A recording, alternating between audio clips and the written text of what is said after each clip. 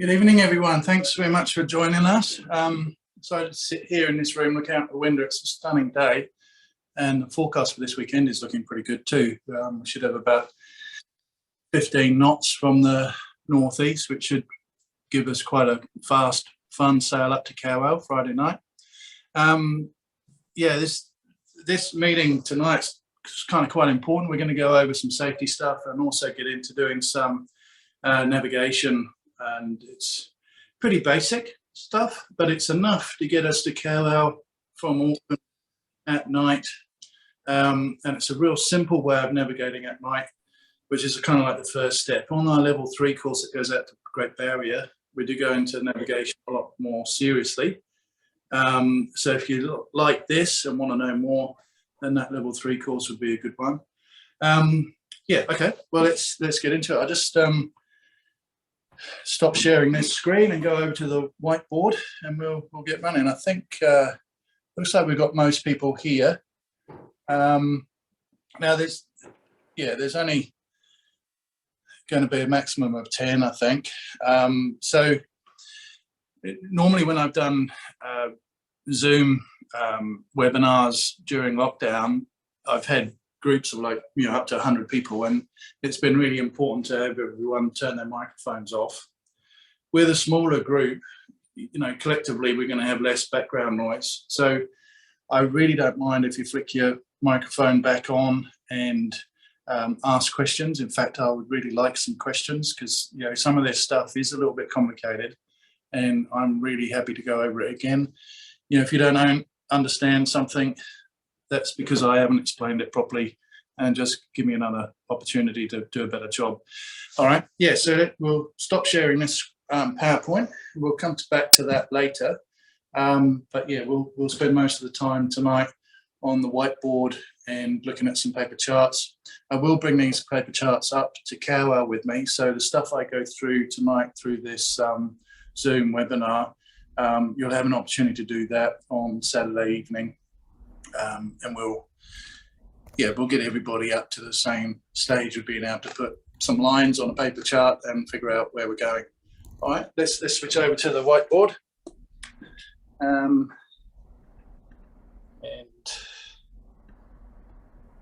yeah, we'll stop sharing that screen.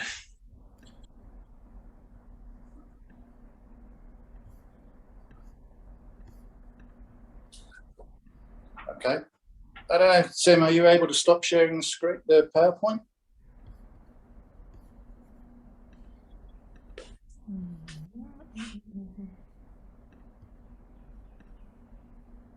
Awesome. Okay, well, straight off that screen is a bit too far away. I'll see if I can't get the camera a bit closer.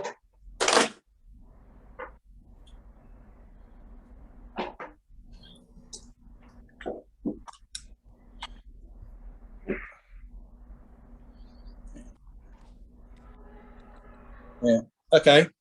Well, I'll write a bit bigger. Okay, so at the top here, we've got the whole COVID thing. It's really important that everyone is vaccinated for this weekend. If you don't have your vaccine pass, you're not going to be able to come on the course. That's not my preference necessarily. It's not the clubs. It's the regulations that we're working to at the moment. So if you've got any complaints about that, just address them to Jacinda. But the traffic light system does allow us to run a course for vaccinated people, and I'm really happy to be able to do that, because I've been in lockdown far too long. All of the coaches have been vaccinated, so it'd be myself and Tiny Whiting. We've both been vaccinated, we've got our passes, and we've all been scanned in and checked by the club.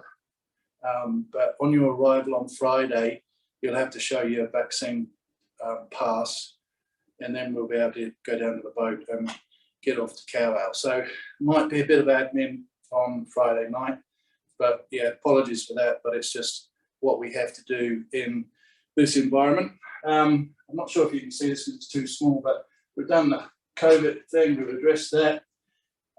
Safety is going to be the next topic, and then we're going to go on to navigation, and that's quite the big topic. Let me grab a life jacket. So law in New Zealand at the moment is that any boat larger than 6 meters has to have life jackets for everybody on board, and they have to be accessible, but you don't have to wear them. For our health and safety for this course, particularly when we're sailing at night, everybody must wear a life jacket when they're on deck. And that's because it gives me some comfort that if it takes us a little while to find someone that's fallen off the boat, at least they're going to be floating. So I'm just going to go through how these life jackets work. This is very similar to the one that you'll be wearing on Friday. A simple little catch, but it tricks people out. So there's a small square and a bigger square, and the small one just goes through the hole in the big one, just like that. And then on the side, there's a bit to adjust it. Now you might need to adjust that during the evening because you might want to put a jacket on or something. It might be hot when we leave, but you can adjust it here. The life jackets you have, or that you're issued with, will have a number on it, and if you stick to using that number, then it should fit you each time. This ring here is for a tether. So I'll show you that. So it's just this bit here. So I don't have a tether up here with me at the moment, but it's simply a length of like seatbelt type material with 2 carabiners on each end, and one will clip on there and the other one will clip onto the boat. And there'll be a specific jack line for that tether to clip onto. That jack line will run from the stern to the bow. I would prefer at night, if anything needs to be done on the bow of the boat, that it was either myself or Tiny that did that. But you're welcome to sit on the side of the boat, and as long as you're clipped in. But yeah, if anything needs to be done on the front of the boat, you know, we can teach you that during daylight. We're just trying to minimise the risk of people falling off, and yeah, the big fear of not being able to find them in the dark. So yeah, so if you do notice something wrong up the front, let me or Tiny know, and one of us will go forward. And yeah, we'll keep everyone safe by clipping on. Now, tethers are a little bit controversial, I suppose, in that some of the older sailors will say that they don't want to use a tether because they don't want to be drowned by it when they're being dragged beside the boat. Now, yep, certainly if you're dragged behind a boat, it's not going to be that good. But if we stop the boat and pull you back on board, we don't have to find you. So that's the big advantage of having a tether clipped on. So yeah, okay, we don't want to fall off, but if we do, you know, you're on that jack line and the tether's got you. All we need to do is stop the boat and pull you back on board. For guys, we do have some ladies on the boat.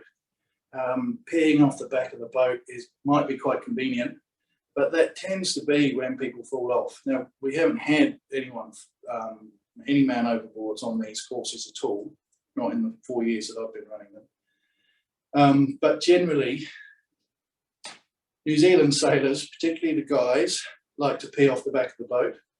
If there's a wave and, you know, boat moves suddenly and you fall in, yeah, that's usually why people fall off when they're cruising. So let's not do that. We'll go and use the bathroom on the boat. There's 2 heads, we call them, on the boat. One of them's electric, so you just use it as you would normally, press the button and everything's gone. The other one is a manual, which has a pump that you have to pump up and down, but mainly we'll be using the electric one because that's closest to the cockpit. And yeah, it's just kind of safer. The other thing, guys, is, yep, our ability to multitask is limited, but we did get the ability to pee standing up. But on a boat with it moving around, probably better to sit down. Same sort of thing. If you're standing up and you fall over because of a wave or something, we might have a sort of kind of minor injury. So if you sit down and the boat rocks around a bit, well, you know, it's all good. So yeah, so that would be that. Sorry to talk about that, but it's good to get these things out of the way. I suppose the other thing on the toilet side of things, the toilets on boats have pipe's kind of about that big. The toilet at home in your house is a pipe more like that big. So toilets on boats do block up quite easily. There's special toilet paper on the boat, which is designed for sea toilets, if you like, but toilets on boats, and it breaks down really quick. It's perfectly fine to use. It's just like any other paper, really, but it disintegrates quite quickly when it's wet. So the trick with the toilet paper is to just use small amounts and flush regularly. You know, if you fill the bowl with toilet paper and flush it, it will be blocked. Use as much toilet paper as you need, but just flush it down in small quantities, and then there won't be a block. If there is a blockage, Tiny will give you a Zoom tutorial of how to unblock it from the safety of the cockpit, and everybody good. The other thing, I suppose, is that it's not a public toilet. There's only 10 of us on the boat, so if it's a mess, it was one of us. And if we could keep it clean for everybody to use, that would be awesome. Okay, right, let's go back to this life jacket. So this is an automatic life jacket. I come up here. Down here it says automatic. That's the amount of buoyancy it has, 170 newtons. So with it being automatic, if you fall in the water, it will automatically inflate. This little string, if you pull that, it will inflate manually. So if you're in the water and it doesn't inflate, this little string here is the thing to pull. It's on the right-hand side, and you just give it quite a sharp tug. I'll stand back so you get the full effect. There we go. So it does kind of inflate quite violently, might be a way to describe it. And as you can see, I'm quite restricted. Up here, there's a valve, and if you take the top off and turn that lid upside down, you can press it in there and let a bit of air out. Now, obviously, I'm going to be a little bit lower in the water if I let some air out, so don't make it flat. But I'm a lot more comfortable now. This here is a light. So if I touch that, it should start up. Right. It's an automatic light that starts when it's wet. And the reason why I've used this life jacket is because it needs servicing, and this light seems to be faulty. So I'm pleased I've picked this one up. So I'll service this life jacket, and I'll go through how to do that. But this light should flash. It's an LED. It's really bright. It should start up straight away. There's also a whistle. So if you're in the water, you need the life jacket inflated. If it's not inflated, pull that string. If the light's not flashing, there's a button, but it should light up as soon as it's wet. This one's got a flat battery, but like I say, this life jacket was due for service anyway. The whistle. Now, don't hold back on the whistle. So, because if we're looking for you at night, if the light's flashing and you're making a lot of noise with this whistle, then with the visual and the audible cues, we'll be able to hone in on your position and come and find you. So the whistle is there. So just keep blowing that, consistent blowing, and just don't stop. Okay, so that's the life jacket. Anybody have any questions or concerns about safety during the course? Either COVID related or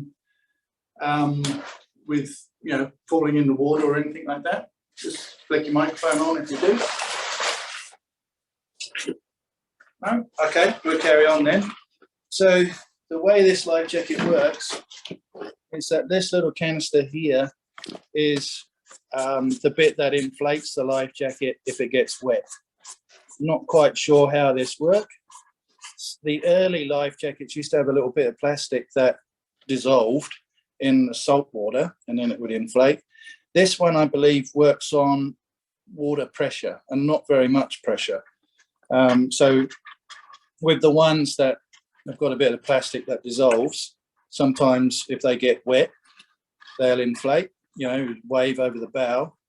But these newer type that work more on water pressure rather than just being wet are a lot more reliable. Well, I can't put that back on, but anyway, there's the string. Now to service these, we just want to check that there's no corrosion around that little mechanism. This is the gas cylinder, and basically we can unscrew that. You'll see that there's a little pinhole. I'll move it around. The little pinhole in the end. There's a pin inside this plastic bit that just goes up inside the cylinder and makes a hole in it, and then the gas comes out and blows up the bladder. Now what I do to service these is I leave it inflated overnight. If it's still firm in the morning, well, there's no air leaks in the bladder, so then I can just put a new kit in it. So you buy the gas cylinder and this little water pressure thing, and you just wind them on. That should go on there. Oh yeah, I've got it right now. So that you screw that in, and you'll see on that little window that we've got two red bits there. And if I screw this in a bit more, yeah, that goes green. So this is okay. If I screw in this gas cylinder, if it was a new one, the other one would go green as well. But because this gas cylinder is gone, it's not going to. But I'll regas that sometime next week. Other features of the life jacket, well, it's got some reflective parts in it. So that should help if we've got a torch going. The lights, they're not a regular feature on life jackets. So if you go into Burnsco and buy yourself a life jacket, it won't necessarily come with a light. That's a $40 addition. The other thing on this life jacket is that it has a lifting strop. So if you're nice and secure in that life jacket, to get you back on board, we just need to tie a rope to that, and then we can use the life jacket like a sling to pull you back on the boat. Yeah, so that's the life jackets. Pretty straightforward. It should be idiot proof. You know, it should go off as soon as it gets wet, and the light should flash, and that's why we have a regular testing and refurbishment process here. So most manufacturers say that they should have a visual inspection once a year. We do it every course. And the other thing is that they should be regassed every 2 years. This one's 2 years old, which is why I've inflated it tonight to test it. Now I can regas it. I've established the batteries flat in there, so you can't put new batteries in these lights. Unfortunately, it's a sealed unit, so I'll have to buy a new light to put that in. So the kits are like $40. So this one is going to cost us $80. So $40 for the light and $40 for the kit, and then we'll be able to put that back in service for another 2 years. Yeah, okay, so I'll leave that inflated and I'll deal with that during the week. Other things on safety. Well, some of the more basic things is getting cold at night. I know it's summertime now. It's quite nice. We're coming out of lockdown straight into summer. I'm a little bit frustrated that the summer's quite short now, but I'm really looking to get out sailing. Even though it's quite nice warm day today, if you're outside for 6 hours on the sea, your core temperature in your body can dip. So make sure you have plenty of clothes. You know, I've got a single layer on at the moment. You know, merino undergarments, you know, thermal underwear, jumpers, jackets, some wet weather pants and a wet weather jacket would be good. I do have some if you don't have one, and we can sort of keep you out, but I don't have enough for everybody. Probably fairly decent wet weather gear that you might go walking in would be sufficient. It doesn't have to be really top-notch sailing gear, but you're probably going to need some wet weather gear. Probably not going to rain, you're not going to need it, but it's really good for keeping the wind off you, and then allowing your inner layers to keep that warmth close to your body. So yeah, multiple layers, some jumpers, a beanie is a good idea. You know, we lose a lot of heat out of our head, so having a hat, a beanie is really good.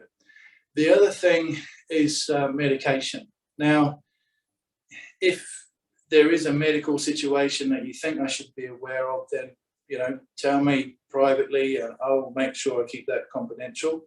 You don't have to, though. If you're managing a medical situation, and then that's fine. I don't want to pry into your business. Keep that to yourself if you wish. But make sure you take any medication you need, because we're going to an island. We're going there and we're coming back on. So we're going on Friday, we're coming back Sunday. If you need some medication while you're there, we're not going to have it. There's no shops on the island. There is a small shop at the Kawau Boating Club, but that's not going to open until the 10th of December. So that's not going to be very helpful. And I'll give you a couple of examples. So I suffer from eczema. If I don't take my eczema cream, you know, it won't be that bad, but if I have an eczema flare up, I'm going to be uncomfortable. The other thing was, I think maybe 3 years ago, I had a really nice family come on the course, mum, dad, and 2 young daughters. And one of the daughters had her first period on the island, and I certainly wasn't prepared for that. Nobody on the course was prepared for that. So I contacted someone on the mainland. They very kindly went to a pharmacy for us and bought a range of different female products, took them down to the water taxi at Sandspit and sent them across to us. So we did what we could, went out sailing. When we come back, there was a package there for us, because it did take a little bit of time to organise that, and everything was okay. But those sanitary items, I don't know what it was, $10 or something for the actual items, and $70 to get them delivered to the island. So if we need something, yeah, we're going to do our best to try and make sure we get what we need, but it's going to be expensive. Yeah, sorry, I just had a text message come in asking me if I was free, and no at the moment, but I won't text back. Yeah, so just make sure you bring everything that you need. Probably the most common thing that I get asked for are telephone chargers. We do have Wi-Fi up at Kawau, and now there is good reception on most networks. A few years ago, we had an issue where one of the phone companies, there wasn't any reception at all on the island. But now that's been resolved, and I think all cell phone companies have coverage on the island. We've certainly got Wi-Fi. But charging, I'm going to take iPhone cable. So if you've got an iPhone, you can probably borrow mine. If you've got a different phone that needs a different cable, I'm not going to be able to help you. So yeah, if you want to remember to bring your iPhone charging cable or your phone charger. Cameras are a good idea. You know, I just use my phone, but you know, we're going to see some real nice stuff.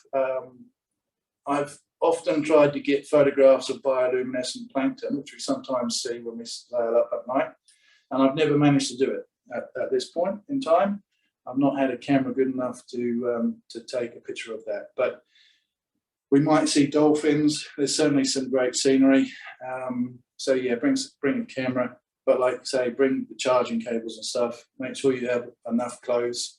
If you rock up to the squadron on Friday afternoon with 2 bags of clothes and you only use one of them, that's really cool.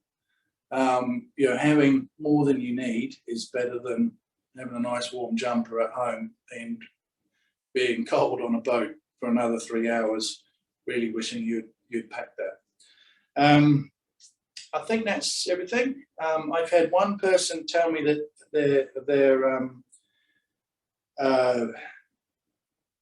food preferences. So if you've got any allergies or vegetarian or vegan or anything like that, make sure you send me an email probably tonight, because I don't have much time to tell the chef of any dietary requirements that we have, but just one person, Medi, flicked me an email so far.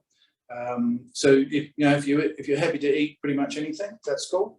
So at the moment, what I've done is I've asked the chef to provide us with some packed lunches to eat on the way. So just like a little snack to eat while we're sailing. When we get to Kawau, we'll have some pizzas that we can throw in the oven. And that's really nice. So we'll have a few beers, glass of wine, and a slice of 2 pizzas. And it's a real quick, easy, fast, warm food that we can get. Saturday morning, there'll be bacon, eggs, there'll be some cereal as well. We'll have plenty of bread for toast and stuff. And then for lunch, we'll make up some bread rolls, and there'll be chocolate and fruit and stuff as well. Saturday evening meal, I've asked for a curry, and that's basically because it travels quite well. So they'll make enough curry for all of us, and we'll just stick it in a pot, warm it up. And again, it's quite easy. There's not any preparation for us. We've just got to warm it up, and then we're good. And then Sunday, same thing, same breakfast options, either a cooked breakfast or cereal. Lunch, same deal, sort of bread rolls with a range of fillings. So we'll have chicken, ham, cheese, then also some salad stuff. So we'll have a cucumber and a lettuce and some tomatoes and stuff. Yeah, well, I'm starting to feel quite hungry. We'll also have a couple of bottles of wine, a few beers and a bottle of rum and some non-alcoholic drinks as well. So we will be quite well catered for. If there's some things that you particularly want, then yeah, you're welcome to bring it along. So, if there's a particular bottle of wine that you might mind sharing, then yeah, bring it along, or a snack or something. Yeah, you're welcome to. We should have enough food for everybody. Normally we come back with food that we haven't eaten. But yeah, if you want to bring something along, that's cool. I think I've covered everything in terms of the kind of admin of the course and how it's going to run. Yeah, stick your hand up or ask a question if you want to. So I'll cross the navigation with the safety stuff off. I think I've done that. And let's move on to the navigation side of things. Okay, so we don't have any questions, do we? No? All right, move on to navigation. So we're going to use paper charts to navigate our way up to Kawau. And we're going to go through how we're basically going to use those paper charts tonight. We're also going to use the lighthouses or navigational aids to help us get up there as well. So a combination of paper charts and the navigational aids, which are the lighthouses. We will have, well, on my phone, I've got Navionics, which is a nice navigation app. It's about $40. I really like it. I tend to be jumping on a lot of different boats, and I don't have the opportunity to learn all about that boat's chart plotter. So I just stick to Navionics because I know how that works and I don't have to learn a new system. And it's a very good system. I like it very much. We will have the chart plotter on the boat running as well. But really we want to be using the navigation aids and the paper charts because that's the skill we want to learn. Following a satellite navigation system is pretty straightforward. I will go through how you can use some of the basic features and stuff on Navionics and introduce you to that software because, I mean, you'd be a bit crazy not to have something like that. But if the battery's flat or it would take an emergency, say the boat's partially flooded, in those situations, the electrical system is one of the first things that stops working. So you might well have an emergency type situation where suddenly you're going to have to rely on paper charts to navigate your way back. Certainly a very common thing for me is my phone going flat. I find that if I run Navionics from Auckland to Kawau, the battery on my phone is flat about 10 minutes away from the reef system, which I would really like Navionics for. So yeah, Navionics is quite power hungry on the phone. So it's certainly flat batteries are a very common issue that people have to deal with. Having the skills to pick up a paper chart and still navigate to where you want to go is really useful and potentially save your life. So let's get to how paper charts came about, and we'll build up our knowledge. And when you first open a paper chart, it looks quite daunting. There's a lot of information on there. We'll break it down, look at one bit at a time, and you'll find that individually each bit is not complicated, and using paper charts is possible. So how did this system of navigation come about? Well, if we have our globe,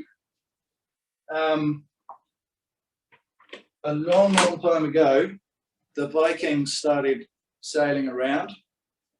Prior to the Vikings, really, certainly Europeans, they stuck to the coast. If they ventured over the horizon, they fell off the edge and they didn't come back. They didn't know how to come back. They couldn't navigate their way back. So seafarers, 1,000 years ago, would stick to the coast. Vikings, though, figured out they could use the height of the sun and the length of a shadow to figure out how far up and down the globe they were. And these lines across the globe, so they knew how far up and down they were. And those lines are plotted on the vertical axis, and that pen is dying. So, and that is the latitude scale. So latitude, I often think of that as altitude, if you like. Latitude, altitude, similar word, but it's how far up and down the globe we are. Across the bottom, we have our longitude scale. And that didn't come about until about 700 years after the Vikings started figuring out how far up and down the globe they were. So what happened was I'll write that a bit bigger, 1728. So in 1728, somebody had the bright idea to run a competition for someone to come up with a special clock that kept really accurate time, because someone figured out that if they took a line from the North Pole to the South Pole, if they knew the time on that line, if they were somewhere across the globe and knew the local time, they could figure out how far across the globe they were. And 1728, there was lots of lines. So, the English had a line, the Spanish, the Portuguese, the Dutch, they all had their own datum that they worked to. In 1884, you don't need to worry about these dates, they're not part of an exam or anything, but I'm just giving you the background and the context. So in 1884, that's when the world decided to use Greenwich Mean Time as the datum. So this line here, it goes through Greenwich in London, and that's the datum that all of our charts use today. And all of these lines are plotted on the longitude scale. Now, another thing to note is that the lines are quite close together at the poles, and they're quite wide apart at the equator. So if we're measuring distances, we don't tend to use the longitude scale. We would tend to use the latitude scale, because these lines pretty much go straight across. And we'll come into how you measure distances in a moment, but that's basic. So we won't be using the longitude scale for distance, we'll be using the latitude scale. And the reason for that is because of the curved nature of the Earth, and that the lines are close together at the poles, and then they get wider apart at the equator, and then they come together again at the other pole. Okay, I'm just going to rub these lines out in the middle. And we're going to have a look at something else. So if you've ever wondered why we use nautical miles rather than kilometres, this is the reason. So if we take the centre point of the Earth, and this is not to scale, but if we take a 1 degree of angular movement from the centre of the Earth on the surface, that is 60 nautical miles. So 1 degree equals 60 nautical miles. That's an important equation, an important fact to know. So 1 degree, we took 2 lines with a 1 degree angle between the two. When we get to the surface of the Earth in a linear from one point to the other, that equates to 60 nautical miles. And that makes the maths really easy. If we use kilometres, we're going to be using a conversion factor and the maths gets really difficult. So if you're navigating at night, say it's 2 o'clock in the morning, you've been sailing all night, the battery's gone flat and you're having to pick up a paper chart, suddenly maths is really hard. So we want to keep it really simple, and knowing that 1 degree of angular movement equals 60 nautical miles will help you on the paper charts, and we'll come to that a bit later on in the evening. Okay, is there any questions about any of that? No? Okay, let's move on to our paper charts and we'll see how we can use them. And I've got them all set up over here. And I'll just adjust my camera a bit.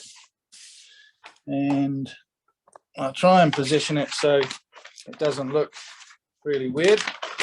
So the full-size chart is really big. I'm going to fold this one in half because I only want the bit from Auckland down here up to Kawau, which is just, at the top of the screen now. So we're going to navigate our way up here, but let's have a look at some of the features on the chart. So over here we can see a white area, and then we've got a light blue, and then we've got a darker blue, and then we've got some green bits around here, and then we've got the land.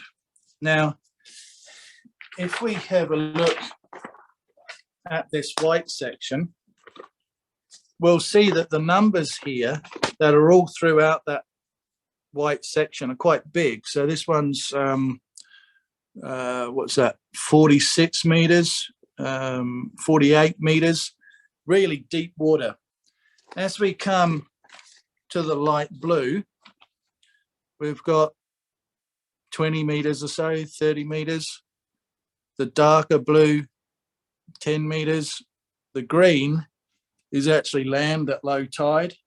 Oops, sorry, I moved the chart out of the way. So the green bit down here, that dries and there's basically no water there at low tide. So these numbers are what's called chart datum.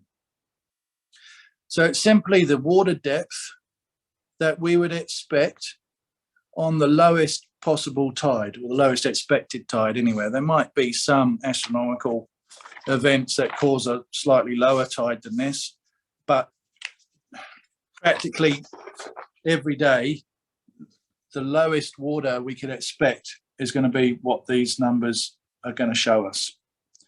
So when we're plotting our course, if we know that our boat needs 2 meters of water, well, basically we just don't go anywhere that's at low tide going to be less than 2 meters. And while we're talking about how much water we need, let's have a little think about that. Maybe I'll go back to the whiteboard and what we got? There we go. hopefully everyone can see the whiteboard there. So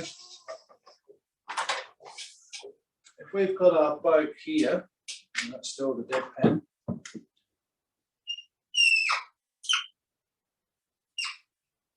As you get to know me, you'll realise I'm not an artist.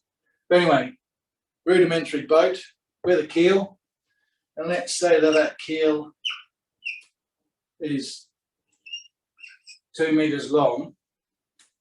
So how much water do you think we need? Let's have a little think about that, and then I'll go through something on the board. So yeah, how much do we need? Well, the water's actually up the hull a little bit, so there's a little bit extra there, and we probably want a factor of safety under the boat as well. So let's say the water comes up the hull another 0.5 meter, so we're going to need 2.5 meters of water plus the safety factor, and I would say that was a minimum of 1 meter. I would much prefer to have 2 meters of water under the boat. So like that, we're looking at 5 meters of water, rounding it up. So if you've got a 2 meter keel, you don't really want to go anywhere on that chart that's less than 5 meters of water. And I would suggest the bigger safety margin you've got under your keel, the better. If you're anchoring in a bay and you want to get out of all the waves, well, maybe you might squeeze that up a bit, but normally 1 to 2 meters under the keel would really be a kind of minimum. The other thing to point out is that most boats will have a transducer in the hull, and that basically uses sound waves to figure out how deep the water is. So the sound waves come down and then they go back up. The transducer receives them. The time it takes for that sound wave to go down to the seabed and bounce back up, it figures out how much water is there, how deep it is. And that can read from the hull, or you can put in an offset. So it could start from the bottom of the keel. So whether your transducer has been tuned to the length of the keel or whether it reads from under the hull is quite a key piece of information that you need when you're chartering a boat, or etc. So if this offset, so we've got a 2 meter keel, we've got a 2 meter offset, this will show, I don't know, say it shows 4 meters of water, but we've actually got another 2 meters there, so it's actually 6 meters deep. That's an important thing to remember if we're looking at the charts, because we might think, oh, we've only got 4 meters of water, but when I look at the chart, we've got 6 meters. Well, that's the difference, your offset. The other thing is, if you have no offset and it just reads from the bottom of the hull, then you need to be considering your length of your keel all the time. So I prefer to know how much water is under the keel. Some people prefer to know how much water is under the hull. But like if I see a depth gauge and it says 4 meters and I know that's under the keel, then I know I'm safe. If I see the depth gauge say 4 meters and then I'm thinking, fuck, how long is the keel? Is it 2 meters? Is it 3 meters? I don't know how long the keel is. Maybe on some of the boats I sail on. You can kind of guess, you know, a cruising boat's probably going to have 1.8 or 2 meters. A race boat will probably have 3 meters of keel. So it depends, you know, that's pretty rough, but depends how your boat fits in with that kind of situation. So is it a racy version of a cruising boat? Well, it's probably going to have more than 2 meters, but not quite 3 meters maybe. All of that should be in the boat spec, but you don't always get that. You know, if it's a second-hand boat that you buy or one that you charter, you know, the person you talk to that takes you through the boat, they might not know how deep the keel is, depending on who you're talking to at the charter company. But knowing the depth of the keel, knowing where the transducer sits, whether it measures from the hull or the bottom of the keel, is really, I think, crucial when you're looking at buying a boat or chartering one. And the practicalities of using that data needs to be understood as well. So if I'm sailing and I don't want to hit anything, knowing what water is under the keel means I don't have to think about anything. If I then need to use a paper chart, then I have to think about the offset. And I would prefer to sail that way because it just works well for me. Okay, let's go back to the chart. And you see it's a beautiful day, nice light breeze, gentle wind. I think the wind is going to pick up for tomorrow, which I'm quite excited about. Okay, so let's have a look at what else we've got on this paper chart, because there's some pretty useful stuff on here. I'm going to maybe lift the, I don't know if I can lower the camera rather than me holding the chart up. Yeah, maybe I will do that. Okay, so there's also some lines going across. So here we've got a pink line going across to Waiheke. There's another one here. They're cables. So anchoring on a cable is pretty bad news. It's actually a $20,000 fine, and you also have to pay for the cable to be repaired if you've damaged it. So I tend to advise my students to not write their name or the boat name on their anchor. And if they hook a cable, just cut it off and go somewhere else real quick. That is a joke, of course. Much better to not anchor on top of cables. So if you see a pink line and that happens to be where you want to anchor, well, you can't, go somewhere else. There has been cases where boats have been impounded while they've waited for the person who owns the boat to pay for the cable to be repaired. And if they've not been able to, then they've sold the boat and paid for it that way. So really good idea to spot where these cables are. Over here, coming off from Takapuna, you'll see two things. There's the thing here with lots of anchor points on it in this dotted line. That's the shipping lane. Now, we can sail in there if we want, but the big ships, the cargo ships, and hopefully the cruise liners, when they return, they come in and out of Auckland through this shipping lane, and they have priority in that lane. So if we're in there at the same time, they're going to be quite grumpy. We can go in there if there's no one around, and if there's another ship coming, then we need to get out of that shipping lane. And the thing about the big ships is they're deceptively fast. We might see one in the distance and think we've got enough time to cross, and then suddenly they're on top of us. They look like they don't move very quickly, but they certainly do. The other thing to point out is these dotted lines here. So the ones over near Waiheke, they were power cables. This one looks the same. It's a wiggly line, and then there's a T, and then a wiggly line, and then a load of T's. So that's a telecommunications cable. But there's another one over here, and they go out past Whangaparoa, out past Terry, and then they just carry on north. Now, that is where there's a whole load of cables. So it's not one cable and another cable. That's an area where there's multiple cables. And if you anchor there, you could cut us off from the internet. So New Zealand would become an intranet rather than an internet, because the cables that connect us to Waiheke and then on to California all go up in that channel there. So anchoring there, you could be very unpopular. Yeah. Okay. That's cool. The other things I guess to point out is these little teardrops.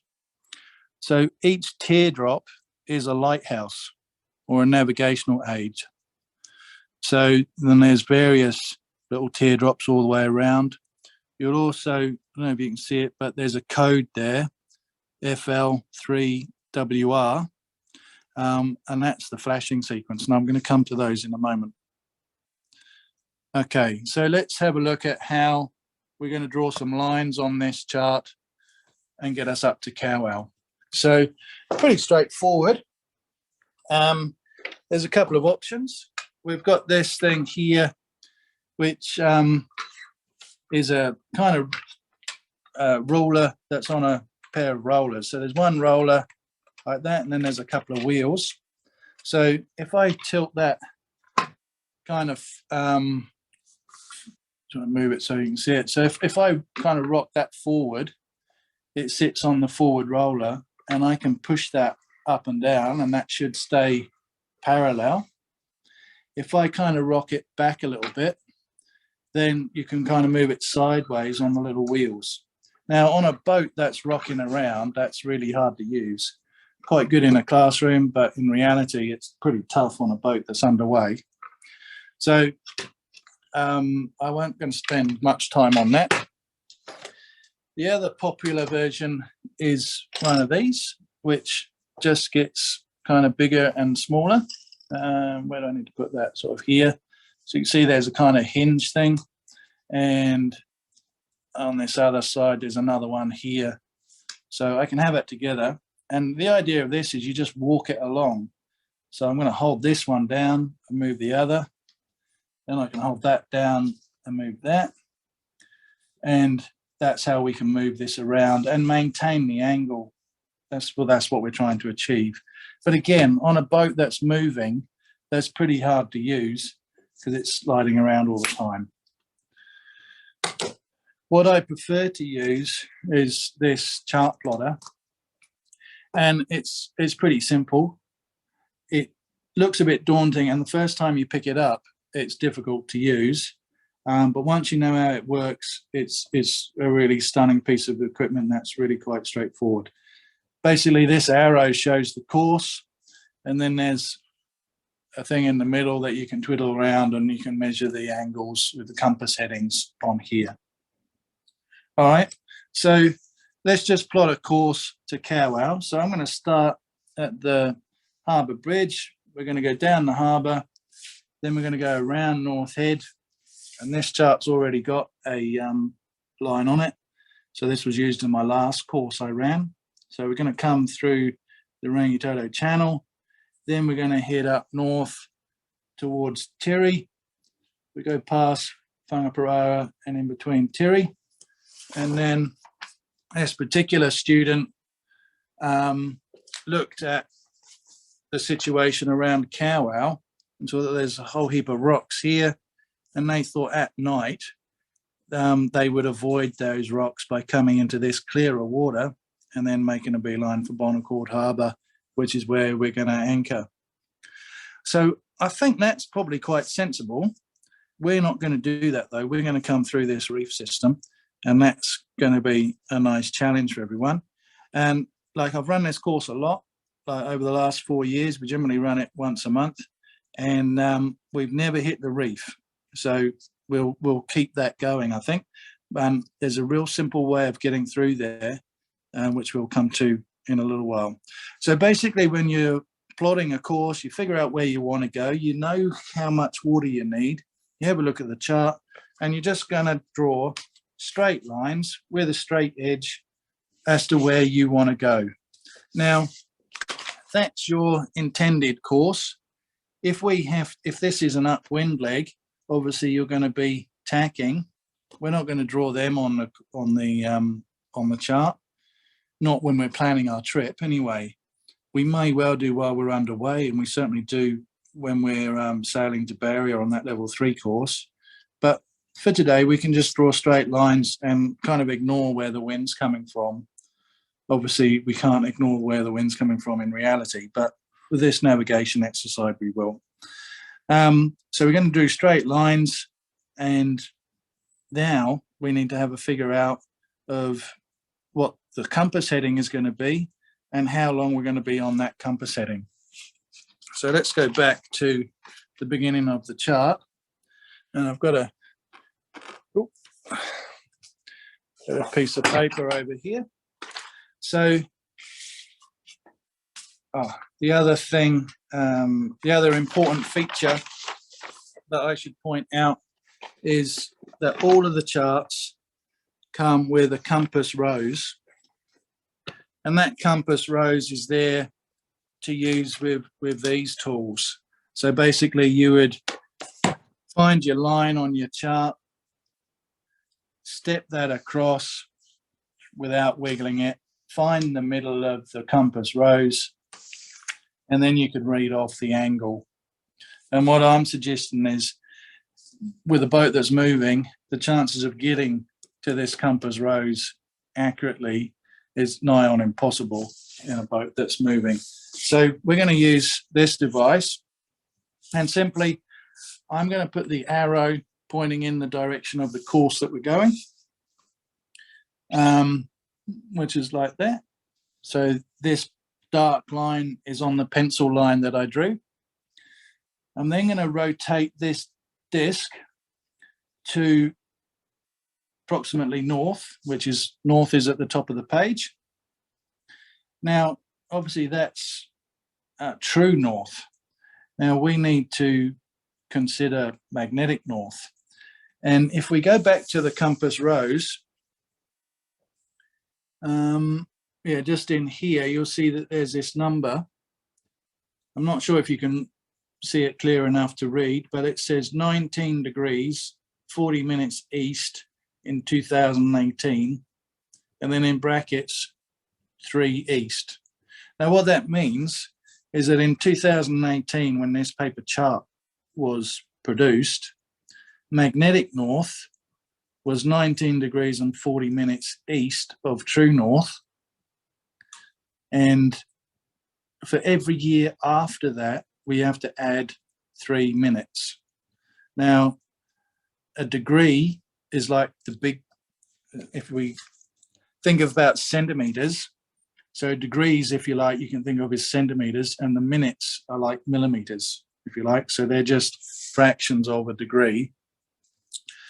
So 19 degrees and then 40 minutes, and we add 3 minutes every year after. Now, I'm going to round that up to 20 because really that's accurate enough. And by the time we've added 2018, and we're 21 now, so we're 3, so we've got 9 minutes to add to that. So it's going to be 49. Well, that's pretty close to 20. Okay, so I'm going to use 20 degrees, and importantly, it's east. So I'll set up my plotter again. So I'm position that. So I've got my pencil line here. I put the dark line of the plotter over the top of that pencil line. I rotate that disc so it approximately points north. And now there is some grid lines on the chart. And these grid lines on that disc, I want to kind of line up with the grid lines that's on the chart. And to do that, I can move that sideways. And when I get close, I'm just going to slide it down the course. And when I get to a grid line that's pretty close, then I'm going to rotate this middle bit so it lines up perfectly on true north. Let's have a little look at that. So I think I've got a grid line there.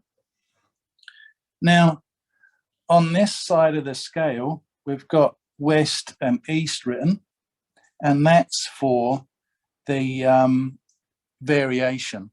Now, variation is the magnetic variation. So basically what's happened with true north and magnetic north is that there's a lump of magnetic stuff under Greenland, and our compasses point to that. And that magnetic anomaly moves around. Sometimes it moves quite fast. Sometimes it moves slowly. But our compasses are pointing to that. So for where we are on the planet, that compass rose over here says it's about 20 degrees east. So we're going to use this east scale. And in particular, we're going to use the 20. So 20 degrees east is this line here. And I've got, 75, 77 degrees. So on my piece of paper, so we've got leg 1 is 77 degrees, and that's the heading. So I'll just write down my first heading of 77 degrees. I can carry on doing those legs all the way up. So again, on this one, I've got my course going up. I put the dark line on the pencil line that I draw on the chart. I rotate the disc round so it's approximately pointing to the top of the page. I've got a grid line on the chart coming through pretty close to that. So I'm just going to slide down a little bit so that's over the top. Rotate the disc so I've got that disc perfectly pointing onto true north. Now, the reason why I'm going to use magnetic rather than true is because the compass on the boat is going to give me magnetic north. So if I'm looking for information on the boat, the compass is telling me the magnetic heading, and I don't want to do maths to turn that into the true north, to what the chart is. So if I always use this 20 degrees, then that's going to be what I see on the boat compass. So on this next course around North Head, on the 20, that is 15 degrees. So my second leg, 15 degrees. So we're going to go round North Head, same thing. Find my pencil line, course at the top, rotate the disc so it points north, find a grid line. There's one coming down vertically this time. So if I come back a bit, yeah, rotate that again. And then again, I'm going to read off the 20 degrees east, and that's 310. So my third leg is going to be 310 degrees. Now, in particular, I want to make sure that I note that that's magnetic, because if there's 20 degrees difference between magnetic and true, we really want to be very cautious about these numbers, because, you know, if we're talking about a rescue situation, we say, well, we're 5 miles southeast of Whangaparoa. You know, if we're giving them a compass heading like that, say, I don't know, you could put a number to it. If that number is true north, then that could be 20 degrees different. So if the Coast Guard are thinking we're using true, but we're actually using magnetic, they could be looking in a patch of sea quite a long way away from where we are.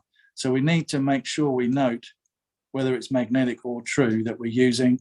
And I would suggest on a boat at night, keeping things simple, reducing the amount of maths, we want to be using magnetic, because that's what we're going to see on the boat compass. So we've got our 3 legs on with what we're going to see on our compass.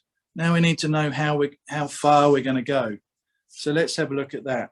So if I go back to leg 1, which is down here, I can basically use a ruler.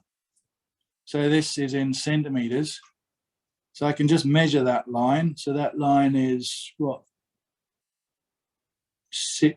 Basically 6 centimeters, 6.6 centimeters and 2 millimeters. So 6.2 centimeters. And then I can come over to the longitude scale, which is up here, and measure that off on there. Now, I find that 2 different scales, when I put them together, I find confusing. And there's a better way of doing that, a much faster way of doing it.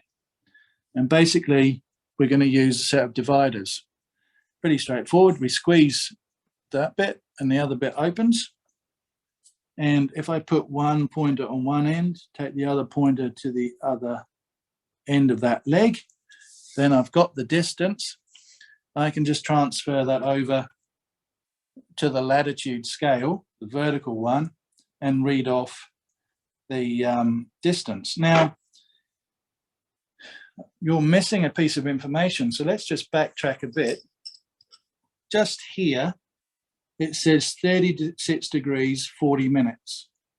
And that means that we are 36 degrees and 40 minutes below the equator. From here, 40 minutes to here is 5 minutes. And that darker space is 1 minute. The light space is another minute. Dark one, 1 minute. Light space, 1 minute. So 1, 2, 3, 4, 5. Now, if we go back to that maths, maybe I'll go back to the whiteboard for this because I can write it a bit bigger and it might be a bit clearer. So, yeah, there we go.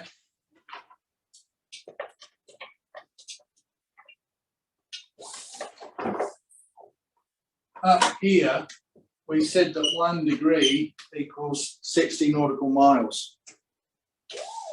Now, if 1 degree equals 60 nautical miles, then 1 minute, so if you're an engineer or a mathematician, you might know that there are 60 minutes in a degree.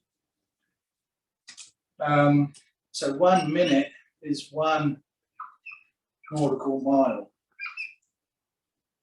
If you don't understand that, don't worry too much. That's more of a maths thing rather than a navigational stuff. This is the bit that you need to remember. So I've shown how we get there.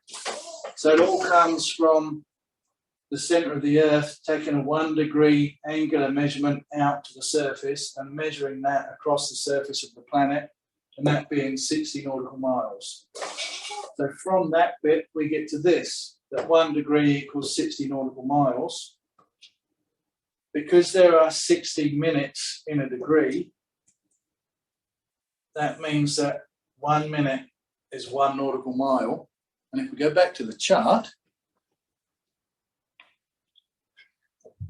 so down here,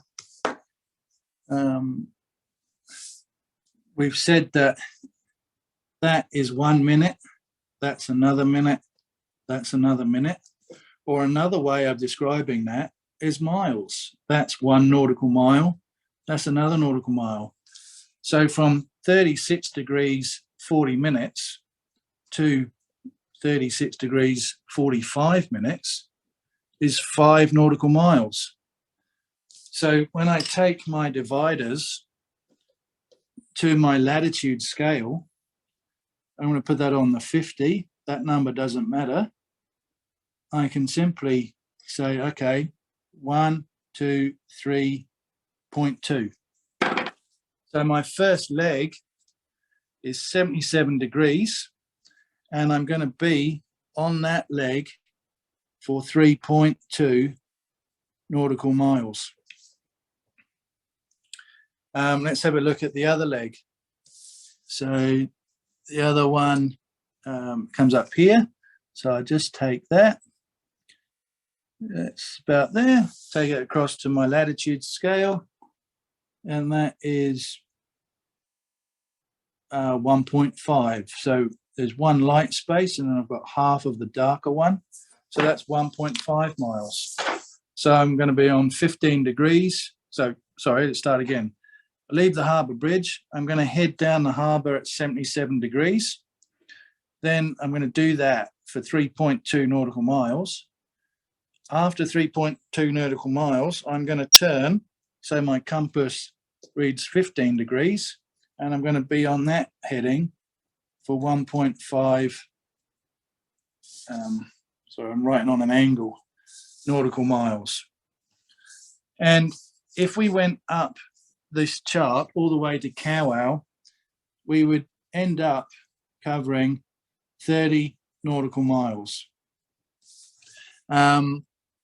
Yeah, I can't see what's going out over Zoom, but I'm hoping everyone can see this. So if we did the compass heading and the distance for each one of these legs, we would find that we covered approximately 30 nautical miles. So let's go back to the whiteboard and let's work out how long it's going to take. So, camera's getting a bit floppy. If anything is confusing, please put your microphone, your mics back on and ask questions. Because I really don't mind going over this stuff again. So on our trip to Kawau, we're going to cover 30 nautical miles, and we want to know how long our trip's going to be. Now, I think it's quite important to be able to give your crew an idea of how long the journey's going to be. Now, I remember when I was married, if I was driving anywhere, if I told my now ex-wife that it was going to take 4 hours, when it got to 5 hours, she was pissed off, and that was a shit weekend, straight away. And similar sort of thing happens here. If we're sailing at night and we tell our crew we're going to be 6 hours, if they're feeling a little cold and they know, well, we've been sailing for 5 hours, we've only got to put up with this for another hour, they might well be able to deal with it. But if we've told them it's going to take 6 hours and it ends up being 8 hours and they've been cold for 3 hours, well, we might be in trouble, and that might spoil the weekend. So we're trying to plan our trip. Getting the paper chart out before we go is a really good way of planning the trip. So you can sit down with your crew or your family and say, okay, let's have a little look. We've got all of these obstacles that we're going to avoid. We're going to plot our way there, and it's going to take 6 hours to get there. If everyone's happy with that and they have those expectations, then, if we deliver, then we're going to be set up for a nice weekend. So how do we turn this into time? Well, in the Yachting New Zealand book, it makes it quite simple. They've got a triangle, and there's 3 parts of the triangle. So we've got distance, speed, and time. So distance divided by speed equals time. Speed multiplied by time gives us distance. So if we're doing 30 nautical miles, and it's definitely nautical miles, and we're doing 5 knots,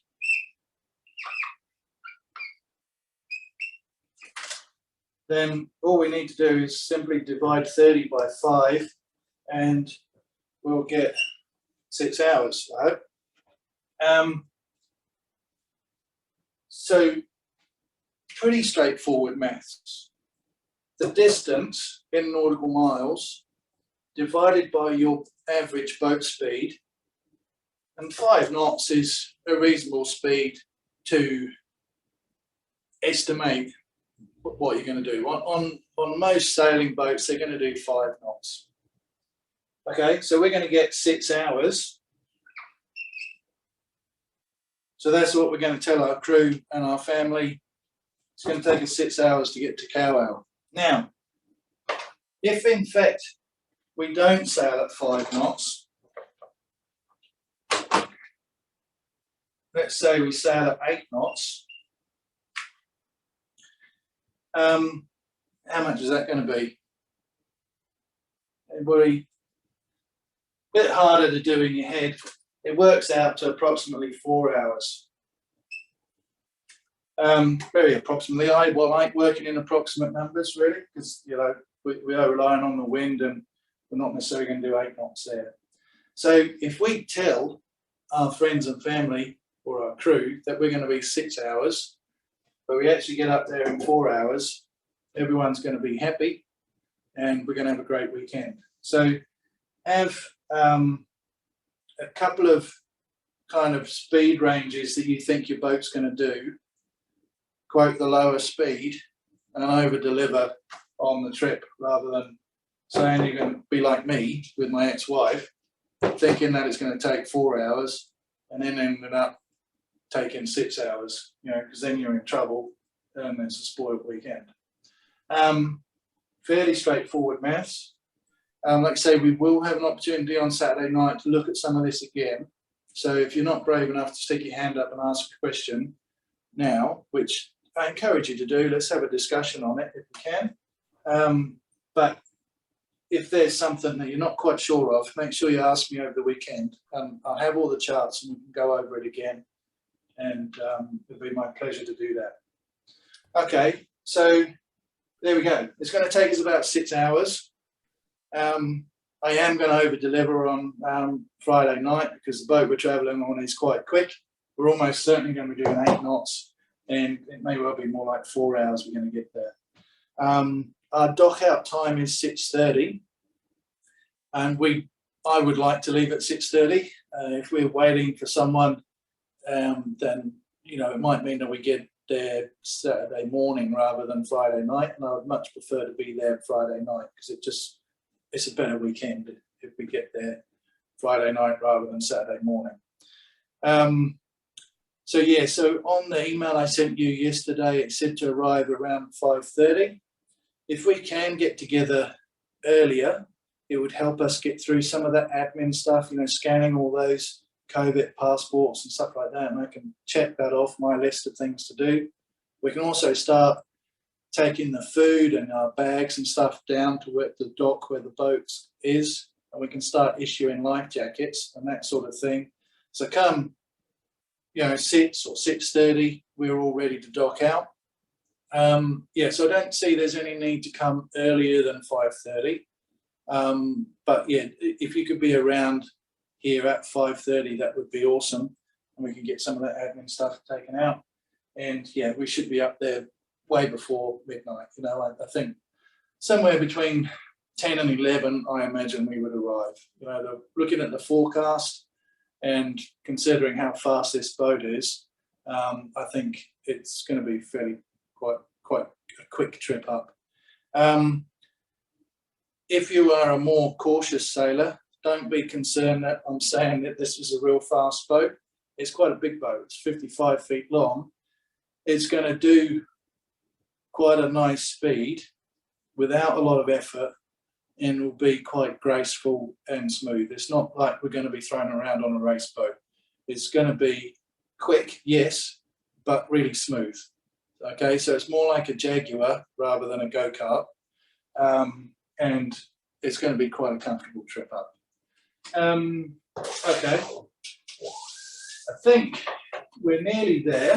I'm going to have to clear some of this off the board. Can I ask a question?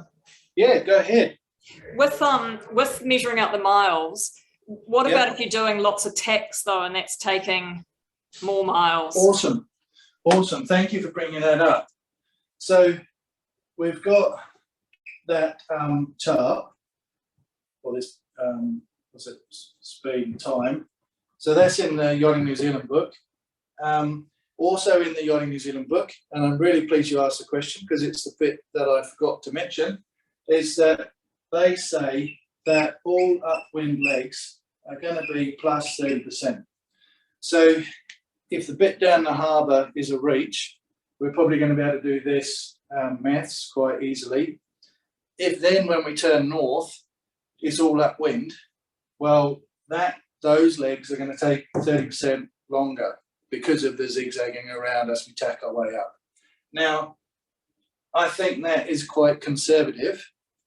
On emotional rescue, that's probably true.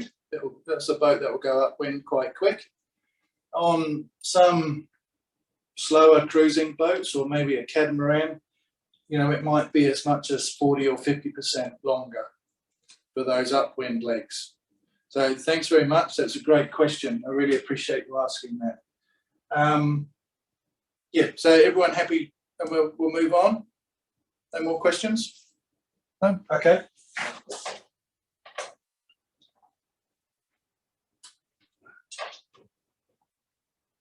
I think that should be enough space.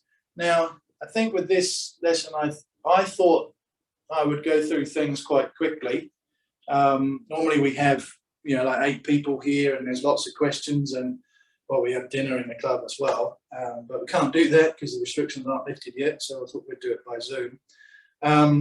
This is pretty much the last section to go through. Actually, we'll start doing this and then I'll check my list just to make sure I haven't forgotten anything else. But I did mention before that all of the lighthouses have got a flashing sequence.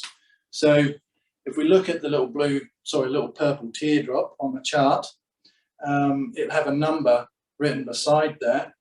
Now, if we look at Bean Rock, I hope I've written that big enough. So Bean Rock Lighthouse, that has a code that says FL, and it's actually on the chart a lowercase l. So it looks like an I, but it is an L. So FL, 3 in brackets, and then WR. Now what that means, FL simply means flashing.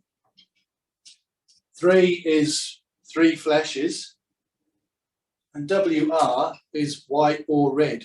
So it's not going to be white then red. It's going to be white if you're approaching from one angle. If you're approaching from a different angle, you're going to see it as red. We'll go over the importance of that in a moment.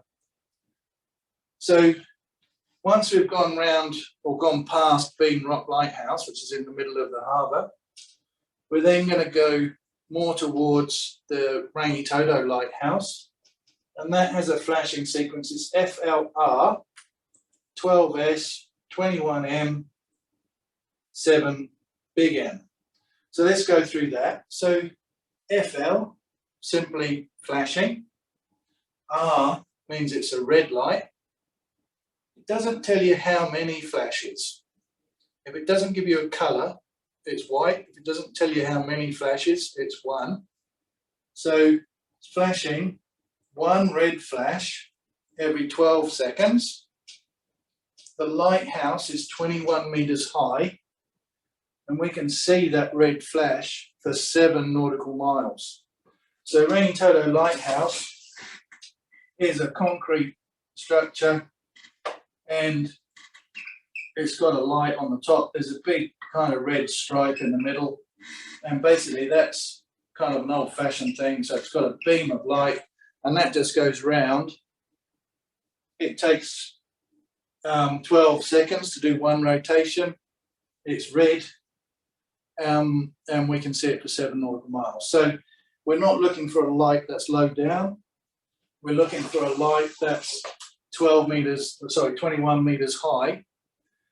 When I'm sitting on the boat, I don't know what 21 metres is, but I know it's not on the water. It's above that.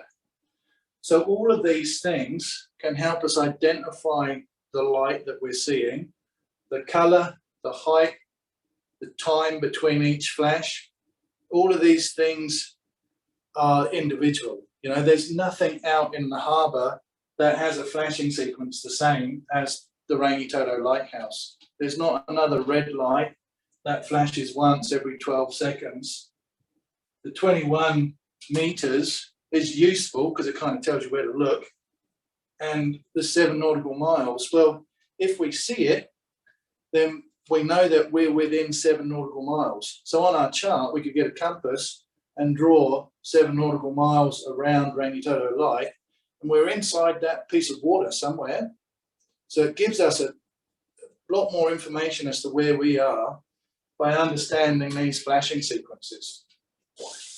So let's have a look at the light on Tirri. So as we go around North Head and then north, we're going to go between the gap between Whangaparoa and the little island that's Tirri.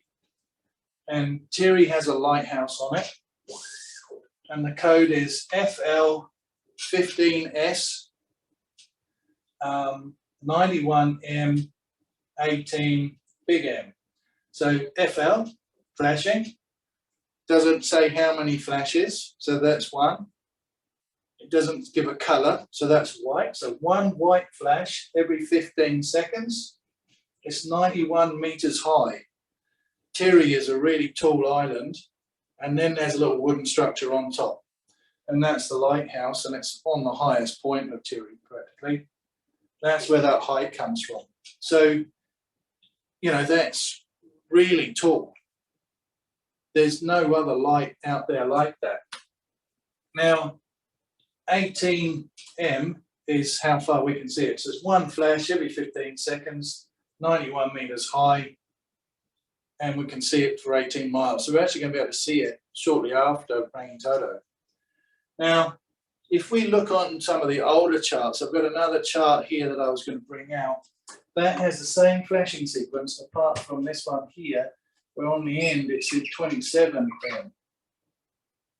Now, back in 1975, if my memory is correct, when that chart was printed, the light on Tirri was much brighter. It went for much further, 27 nautical miles. Now, since 75, the population of North Shore has grown, and people complained about the light shining through their bedroom windows, so they've turned it down a bit, so it's 18 nautical miles. Now, why I mention that is because the information on the charts changes.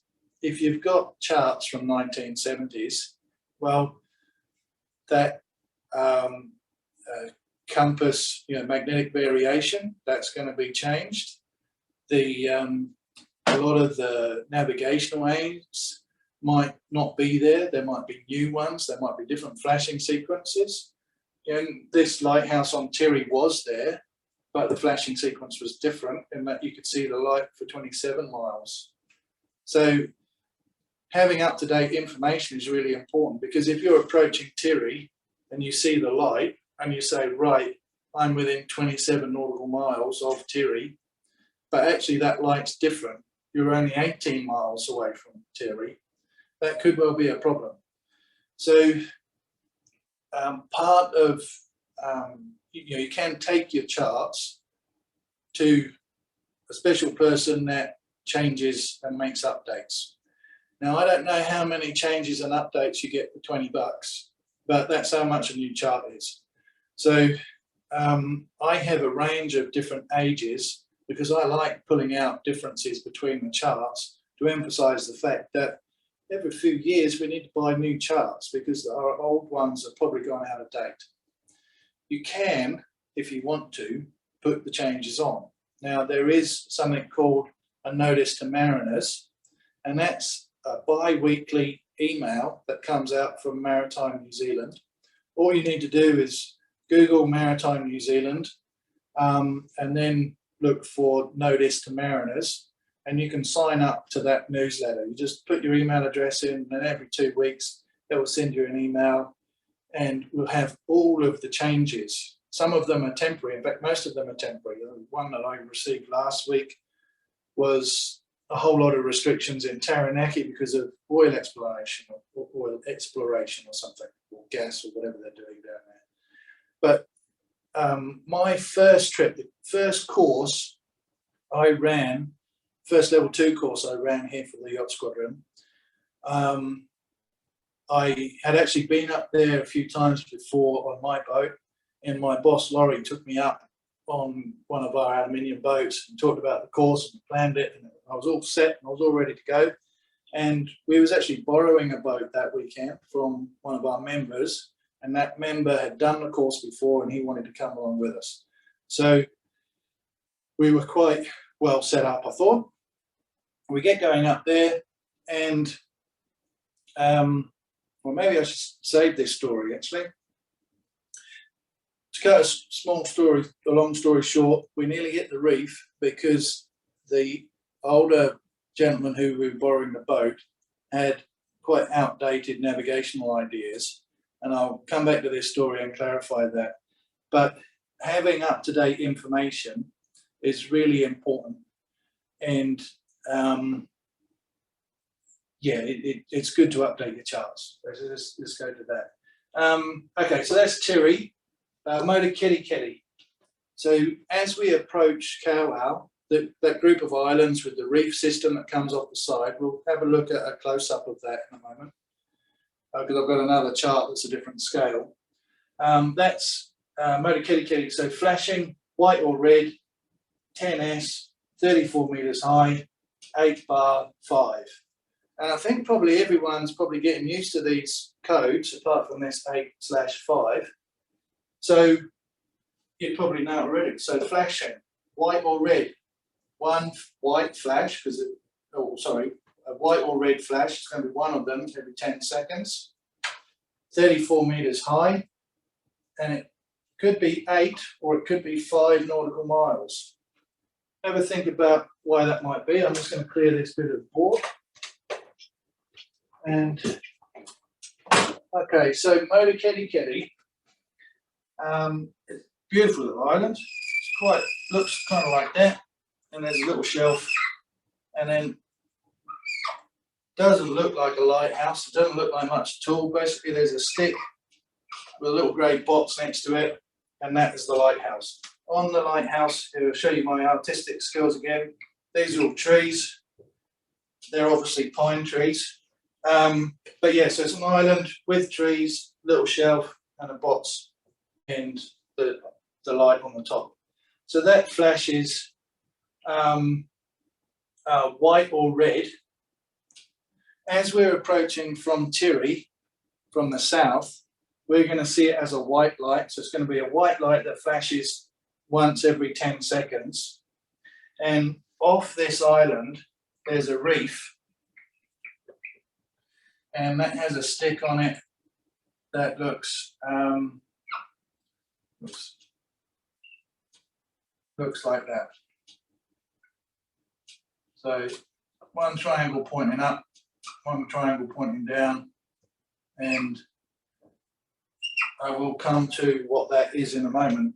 But basically that's what the island is. So if we're traveling to the light, we're actually aiming at this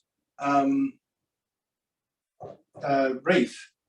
Now, what this 8/5 means is that if it's a white light, we're going to see it for 8 nautical miles. If it's a red light, we're going to see it for 5.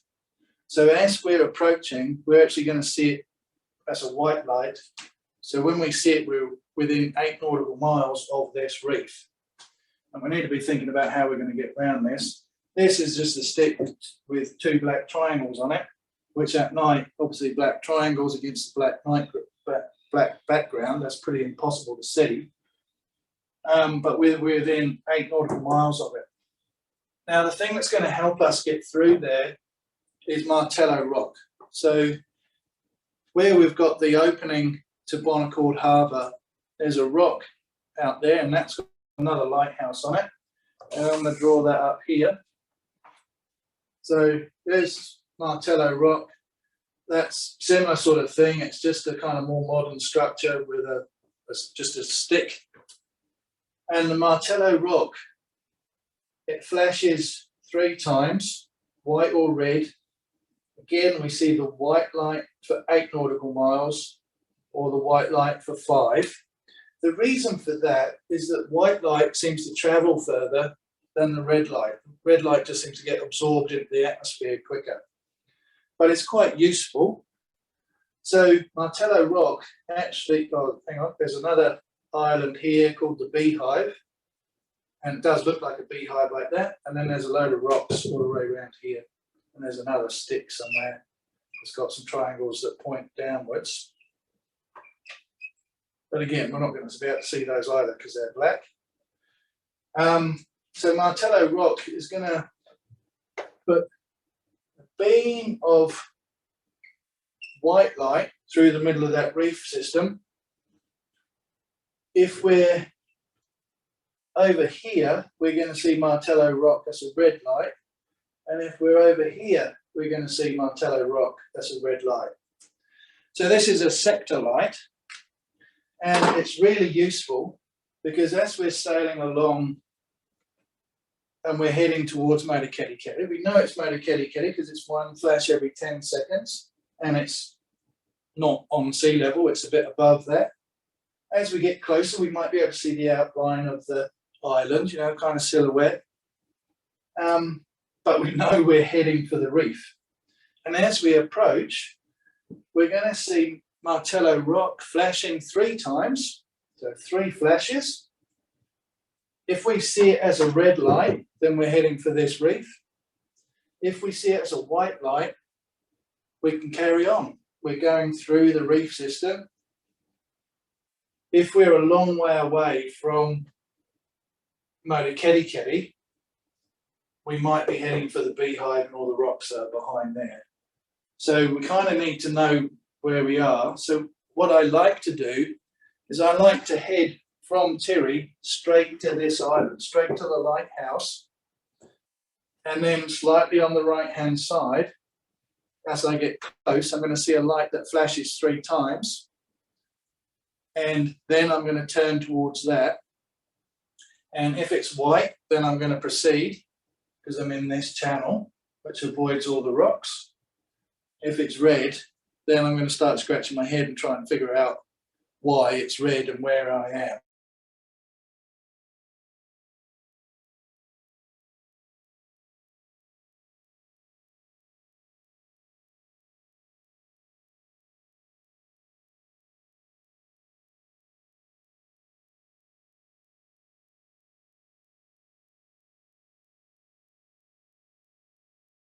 Through these rocks.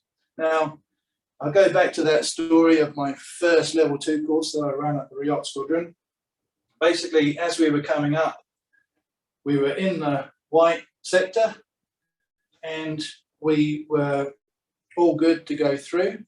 And this older gentleman who owned the boat said, I don't want to go through the reef system until I've identified the hazard. And I think that's an exceptional idea. The time to identify the hazards, or when you're planning the trip with a paper chart and talking to your friends, family, crew about the trip and what the hazards are. What he wanted to do was to sail out of that white zone into the red zone.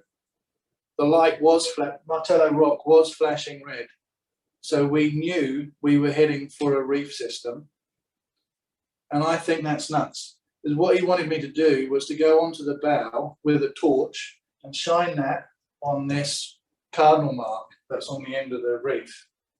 Now, if I had read the notice to mariners before we set off that day, I would have probably understood that a few days before someone had hit the reef and knocked that over.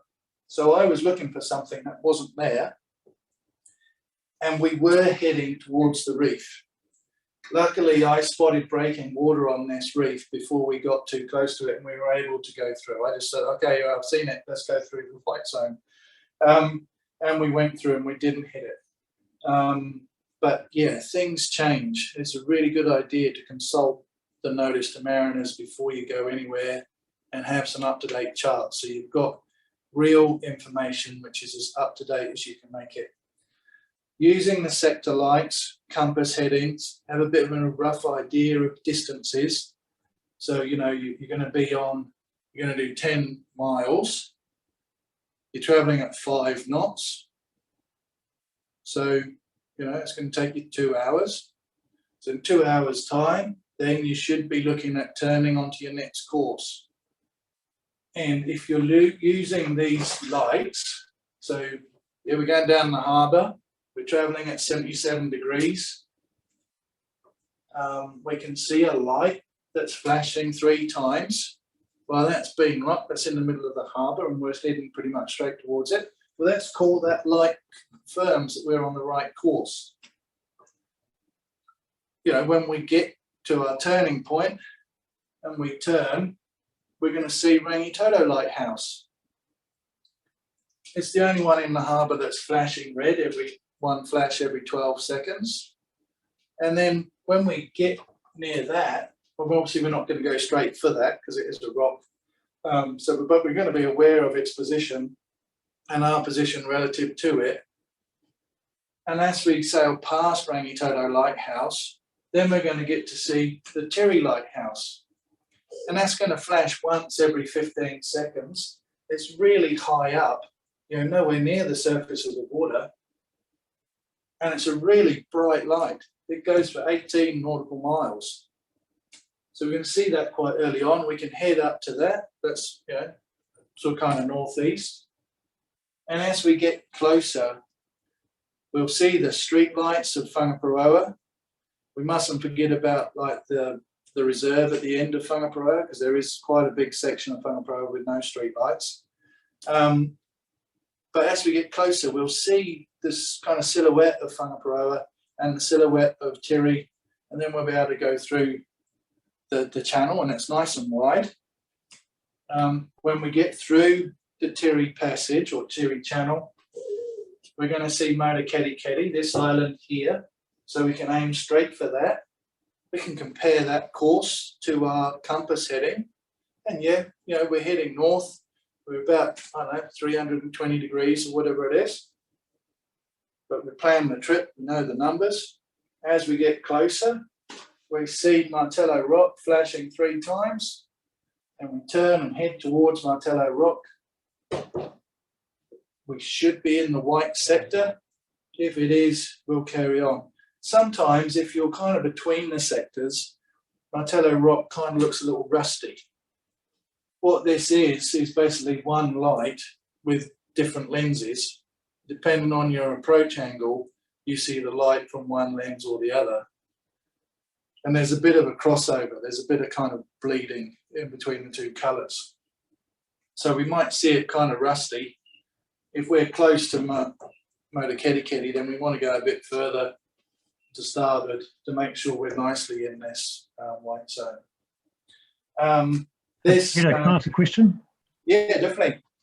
So what if there's like, you know, heavy rain up ahead at night, you know, you can't see the rain and yes, it's certainly the visibility.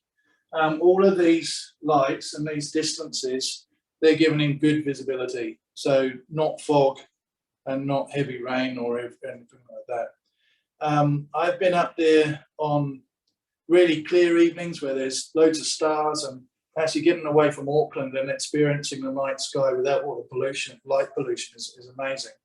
And you don't need to go that much further than Rangitoto to experience that. And I've also been up there on really dark, cloudy nights where, you know, the sky is just inky black. And I found that as you get closer to the islands, you do actually kind of make out the shape. You can't see any detail, but you can make out the shape. One of the things I like to do is to keep the boat dark. And so the boat's going to have navigational lights on it. We're going to go over that again in a minute. But we don't want white lights on at all. So if we've got a head torch with a bright white light on it, if you turn towards the person driving, you know, they're not going to be able to see anything for a couple of minutes. So we really want to have red lights, because the red light doesn't burn off our night vision. And if we're, you know, some people are down inside the boat has got white and red lights. So it's a bit kind of weird being inside the boat with the red light. But if we can keep the lights to being red, then the people that are out on the cockpit that are doing the sailing, they will actually be able to see. And it's actually really important to keep the boat really dark, because it really does improve our night vision. Because it's not just lighthouses and rocks and stuff that we need to look out for. There's other vessels out there. We're going to go into that a little bit in a minute as well. And we want to have really good night vision. So whether it's a cloudy night or a really dark, inky night, or we've got bright stars, you know, we can generally see outlines of shapes if we've got a nice dark boat. If the boat is really bright, then the only thing we're going to be able to see is our instrument panel, you know, the chart plotter. You know, there is quite often night mode. So on most chart plotters, if you double press the power button, it will bring up a window where you can select night mode, and that just dims it down and makes the hue of the screen more red. And that can really improve your night vision by not only keeping the lights that we're using as red, but also either turning off all the electronics or making them dim or red. The only thing with that, though, is that when you get to where you're going and you drop your anchor, you need to put it back into day mode rather than night mode, because you'll find in the morning with it being dimmed, when you turn it back on again, you won't be able to see the screen, and that can be a problem, because it'd be so dim in bright light, bright sunlight, you won't be able to read it.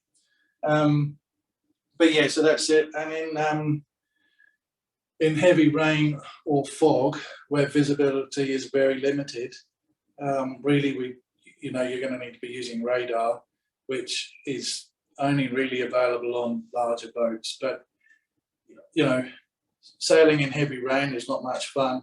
If it's raining, I would say stay in the bay, delay your trip, go on a nice evening. And a nice evening where there's lots of stars is totally beautiful and really nice and amazingly light. Actually, you can see a lot once you get away from the light pollution. Those inky nights that the sky's heavy with cloud and you can't see the stars, there's a beauty to that as well, and that's quite often when we see the bioluminescent plankton. It's not always around, it's kind of seasonal, and I haven't quite worked out when it's there and when it's not, but yeah, it'd be really cool if we saw some of that on Friday.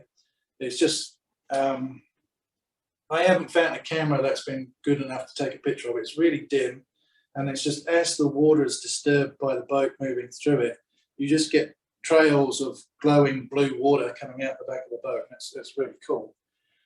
Sometimes if you come across dolphins at night, the only reason why you see them is because they're jumping and swimming through the bioluminescent plankton, so the dolphins glow blue in this disturbed water, which again is quite pretty. So actually there's a lot of cool stuff to see at night.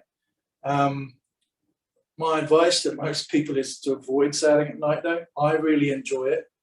Through my job, I have to do it regularly, and I suppose I've got quite confident at sailing at night. But certainly when you're learning, it's probably a good idea not to. The reason why we're doing a night sail on this course is because if you're going cruising, chances are it's going to take longer to get somewhere than you thought. The wind's going to die, there might be a failure on the boat, maybe, I don't know, the jib halyard breaks, so you're only sailing with the mainsail. Something's going to happen that's going to affect your speed, and it's going to take longer to get somewhere. And then you're going to end up sailing at night. If you've got a little bit of experience of navigating at night, and you've done it before, then, you could probably attack that quite confidently and get to a bay safely, and everything will be fine. If you're out sailing around the Hauraki Gulf and you've had no experience of sailing at night at all, and something happens, you find yourself sailing at night, well, you could have a real big problem. It's not that hard. I'm showing you a really simple way of managing it, but it is significantly more dangerous than sailing during the day, because you can't see as well. To a certain extent, it's also slightly safer, I suppose, because like the idiots on the jet skis, kayakers,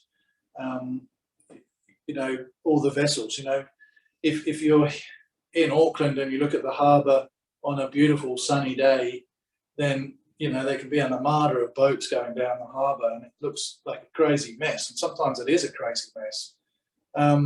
They're quite difficult to kind of navigate and avoid everybody. At night, there's a lot less traffic, but you've got to be looking for the traffic all the time, because you definitely don't want to miss the boats that are out there, because if you don't spot it early enough, there might be a collision. We've got a bit more to go over on that, but if it's really poor visibility, I would suggest that that's really not an evening to go night sailing. It's not going to be that enjoyable anyway, so just save that for another night where you can see. And I'm sure on Friday you'll be surprised at how much you can see once you get away from the bright lights of Auckland. Is there any other questions at all? Yeah, just wondering about like the red lights, when like on the other ones where you could have a white or a red light. Does a red light always mean like danger? Yes, basically. So okay, right. Being rock, if you're if you're west of Bean Rock, between the middle of the harbour and basically heading towards Mission Bay, there's a whole load of reefs and rocks around there. And if you're heading in that direction, Bean Rock will be red. And if you're approaching, say, going around Bean Rock, between Bean Rock and Rangitoto, then you'll see a white light. So yeah, I won't necessarily say that red light almost always means danger. There might be some occasions where it means something else. You really need to have a look at the chart to figure out what it means. But all of the lights on here that are white or red, yeah, if you're in a red sector, then you're heading for a rock, definitely, on these lights, for sure. Yeah.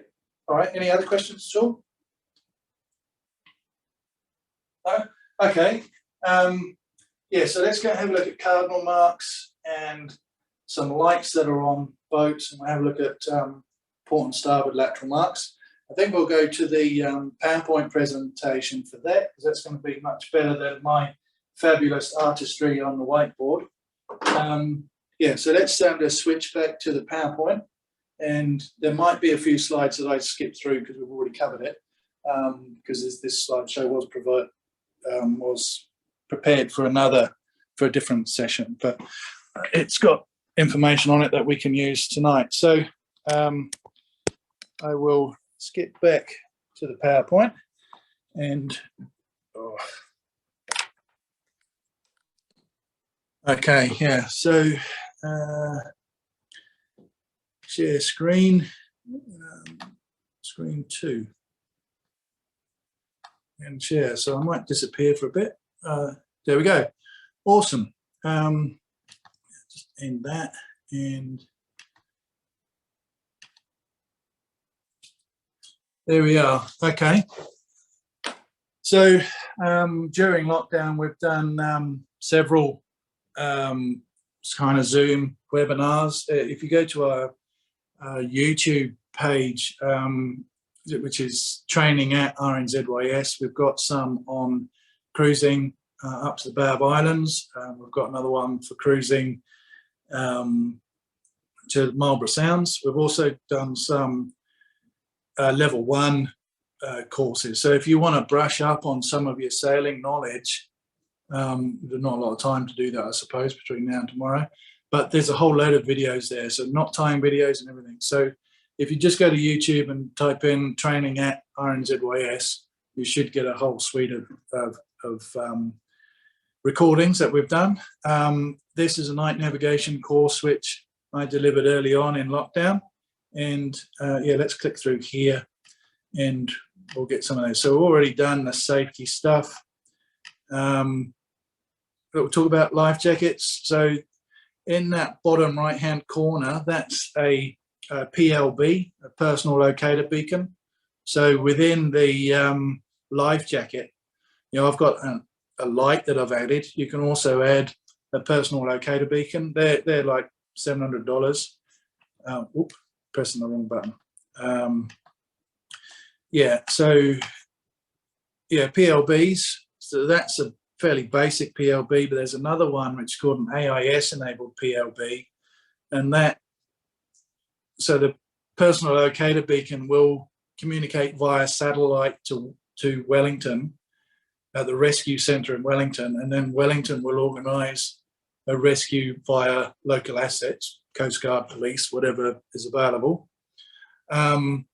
With an AIS enabled PLB, that same system through the satellite still works, but the AIS actually puts up a man overboard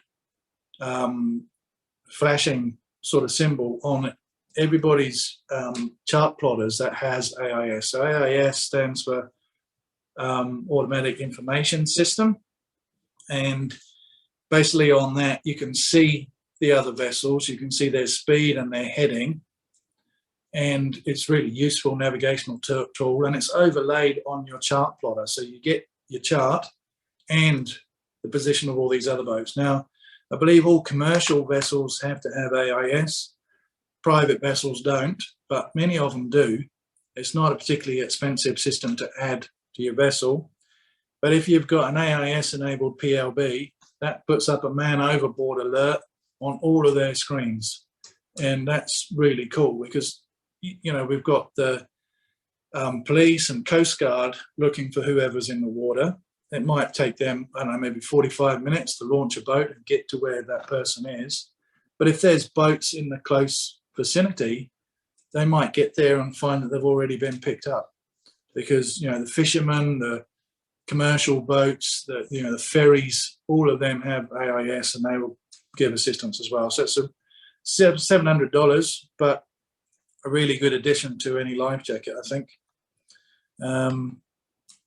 Okay, so yeah, we want to check the weather forecast and stuff.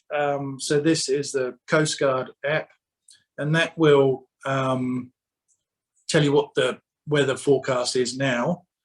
And we can also do a trip report on that. I'll go over that tomorrow and I'll show you that app. We definitely want to know what the weather is now and also halfway along our trip. So I will also change that from Bean Rock to Tirri, because that's kind of halfway. Kind of nice to know what the weather's doing when we are at Tirri, because we can prepare the boat in the safety of the marina for what we're going to sail into, rather than, oh yeah, it's 8 knots, let's just go. And then when we get to Tirri, finding out that we've got 35 knots. So if we know before we leave Westhaven, 2 things. 1, we can decide not to go. Or secondly, if we're feeling adventurous, we can get the boat ready for that. You know, we can actually have our life jackets on. I mean, if it's a course, everyone's going to be wearing a life jacket. But if you're sailing privately, you may not have your life jackets and then sail into a storm. Well, if you know you're going to do that, maybe you have your life jackets on before you do that. Like I say, you may choose not to. You may choose to go somewhere else. The reefs and putting the small sails on, you know, making sure all the hatches are done up tight. You can prepare the boat for what you're getting into. So it's a nice idea to look forward on your trip and plan for what you're going to get into. And yeah, I think planning your trip, you know, having a look at the paper charts. If you say on Monday, let's go to Kawau on Saturday, we have a great time, we go to Mansion House, we'll go and have a look at the copper mine. Really, you're setting yourself up for failure if you say that on Monday. On Friday, you should be deciding where you're going to go, because that's when you know what the weather is going to be. And if you've got a 25 knot northerly, that ain't the weekend to go to Kawau, because that's just 8 hours of sailing upwind, being bashed around and being cold and wet. It's a great weekend to go to Waiheke though. And you know, on Waiheke there's the vineyards and stuff. Really doesn't matter what island you go to, it's all cool. But saying let's go sailing on Saturday, you know, if you say that on Monday and then on Friday night you get your paper charts out, look at the weather forecast, figure out where you want to go and plan your trip. That's a much more better way of doing it. If you're going to use a chart plotter or Navionics, yeah, you really want to have your course set on there before you dock out, because trying to work the electronics while you're underway, you know, you're going to be wobbling around while you're doing that. File a trip report. Well, that's basically just calling the Coast Guard and telling them where you're going to go. You do that on VHF or on the app, and we'll do that when we leave. And we don't really want to wing it. Certainly not a night sail. If you're sailing in the daytime in an area that you know, that you've done a trip a few times before, yeah, that trip doesn't need a lot of planning. But if you're sailing at night, particularly if you're going somewhere where you haven't been before, you would be pretty stupid to do that without planning the trip in quite good detail. Okay, so let's have a look at the port and starboard lateral marks.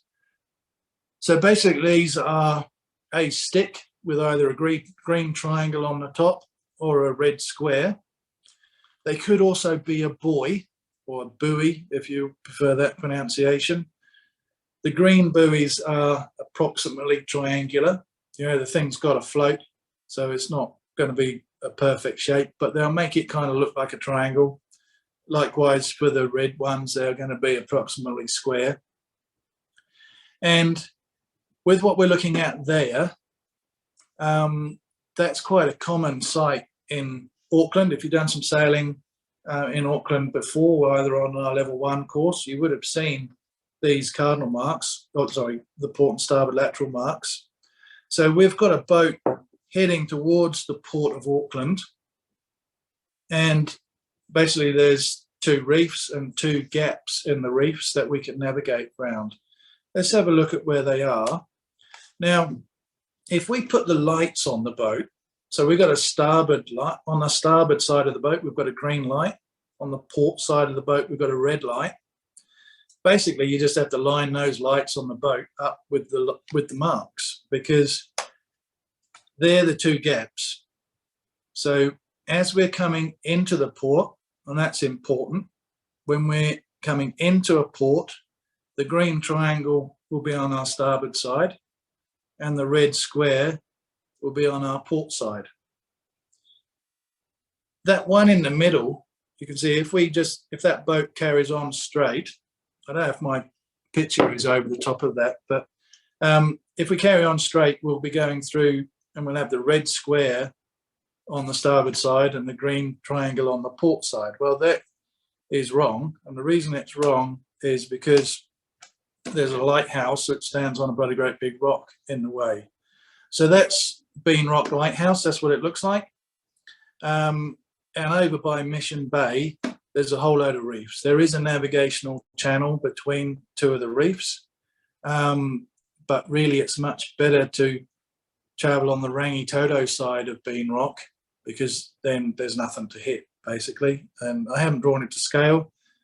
The passage from between North Head and the Bean Rock Lighthouse is a lot bigger, like probably 10 times as wide as the channel that goes between the 2 reefs on the Mission Bay side. So much better to do that. Now, to throw something in that might be a little bit confusing to some, in America, they switch the colours around. So one of the things our American coach Rick says is that during the War of Independence, just to kind of mess with the English, they swapped the colours.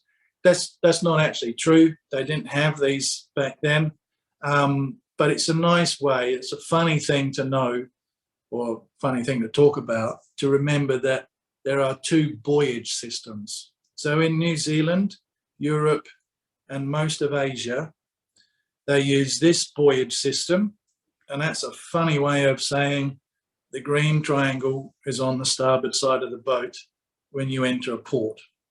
In America, Japan, so that's North America, Central America, and South America, and Japan, they use the other buoyage system. The shapes stay the same, it's just the colours that switch. So they'll have a red triangle and a green square. If you're not planning on sailing in America or Japan, just remember this system, forget about the other one.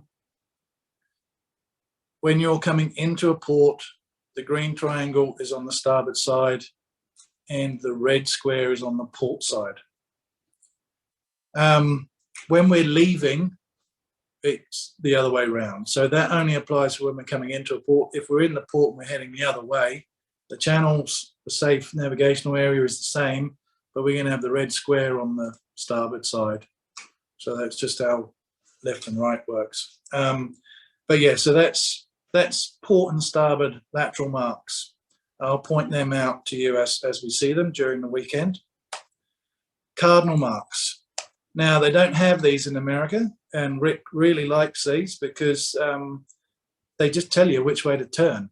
And I think they're pretty cool as well. So we've got 2 arrows there pointing straight up, and that simply means keep north. So we're not going to turn to port. We're not going to turn to starboard. We're not going to go upwind or downwind. We're just going to turn towards the north. We can use our compass for that. And that's where the safe order is. If we go to the south, then we're going to hit a rock. With cardinal marks, there's one cardinal mark on a hazard, There is never two. If you see two cardinal marks, there's two hazards. This cardinal mark here, so kind of looks like an egg shape, one triangle pointing up, one triangle pointing down. Well, I've said egg shape for a reason. So east starts with the letter E, and that means keep east. So if we see that one, we're going to turn east. And if you remember my drawing of Motokedi just a little while ago, we've got that island, that's a hump with a little shelf, and then the reef coming off. That's the cardinal mark on the end of that reef. And basically, we just need to be east of that mark and we don't hit the reef. At night, we can't see the black triangle, so it's not particularly helpful, but during the day it is. 2 arrows pointing down. Well, sailors are pretty simple people. You know, we don't need to make things more complicated than they have to be. It's the opposite of north, and it simply means keep south. And that's the keep west one. So again, the opposite of east. Now, some people, if you talk to an older sailor, particularly an older male sailor, they might say that they remember Keep West by Mae West, the actress who supposedly had an hourglass figure. If you don't want to be too sexist, if you turn your head on the side, it kind of looks like a W. But really, you only need to remember keep north and keep east, because the others are just the opposite of them. There is a bit more to cardinal marks, and that is they're starting to get some colours on the stick. So keep north is black, yellow, and keep east is black, yellow, black. Anyone like to guess what keep south is? Well, opposite of north, yellow, black. And keep west, opposite of east, yellow, black, yellow. So it's pretty straightforward. And like I say, if you can remember what the keep north one looks like and the keep east one looks like, you can figure out the other two. It's just the opposite. And cardinal marks is something that keeps giving, but this bit is really simple.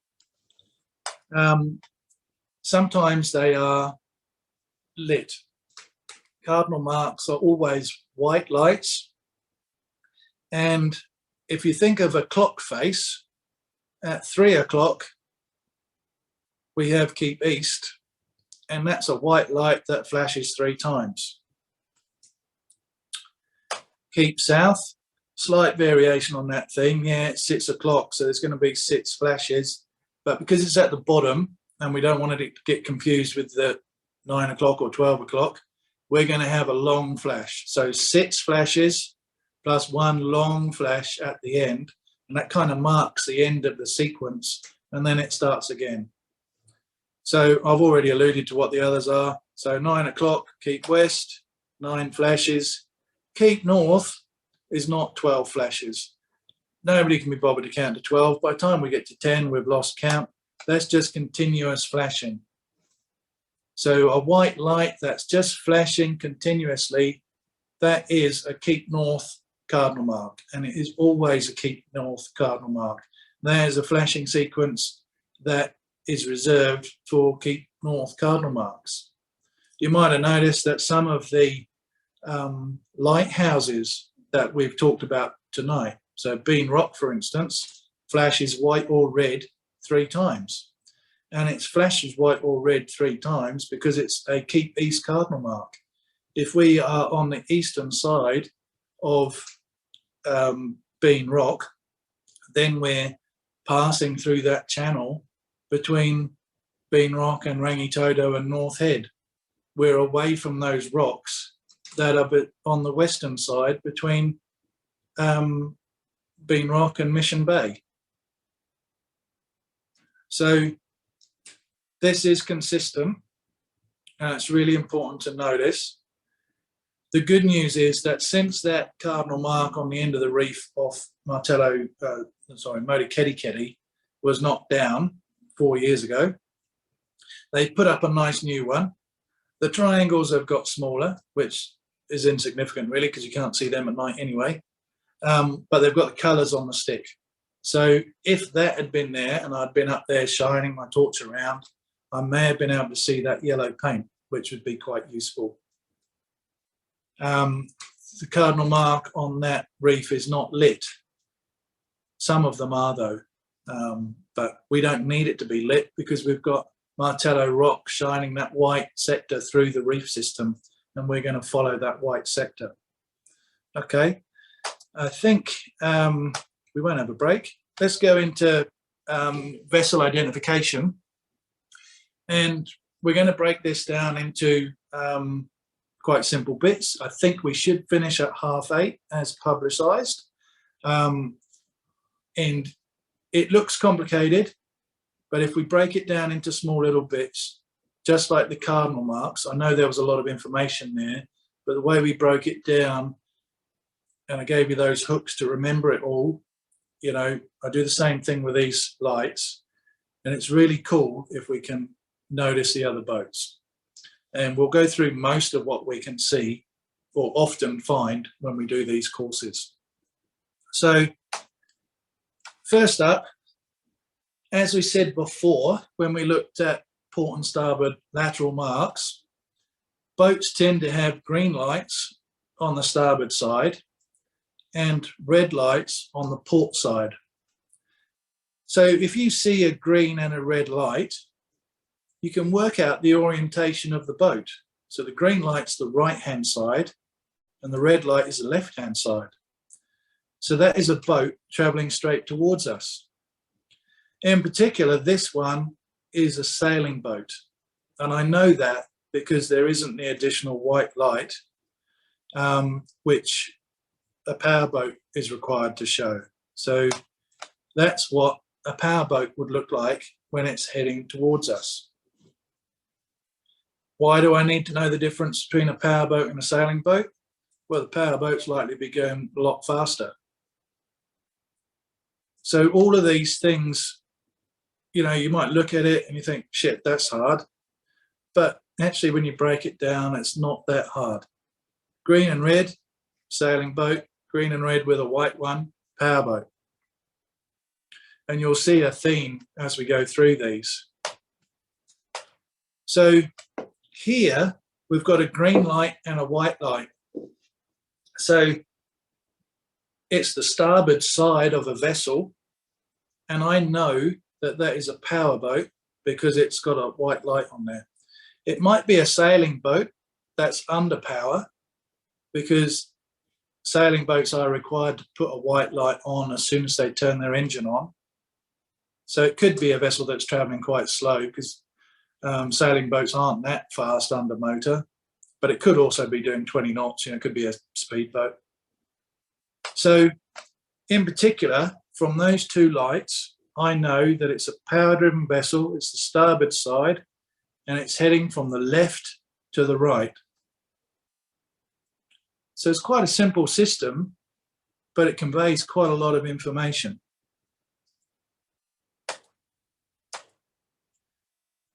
Looks like the same deal. But this one's got an additional light. Generally, the more lights a boat has, the further away from it you should be.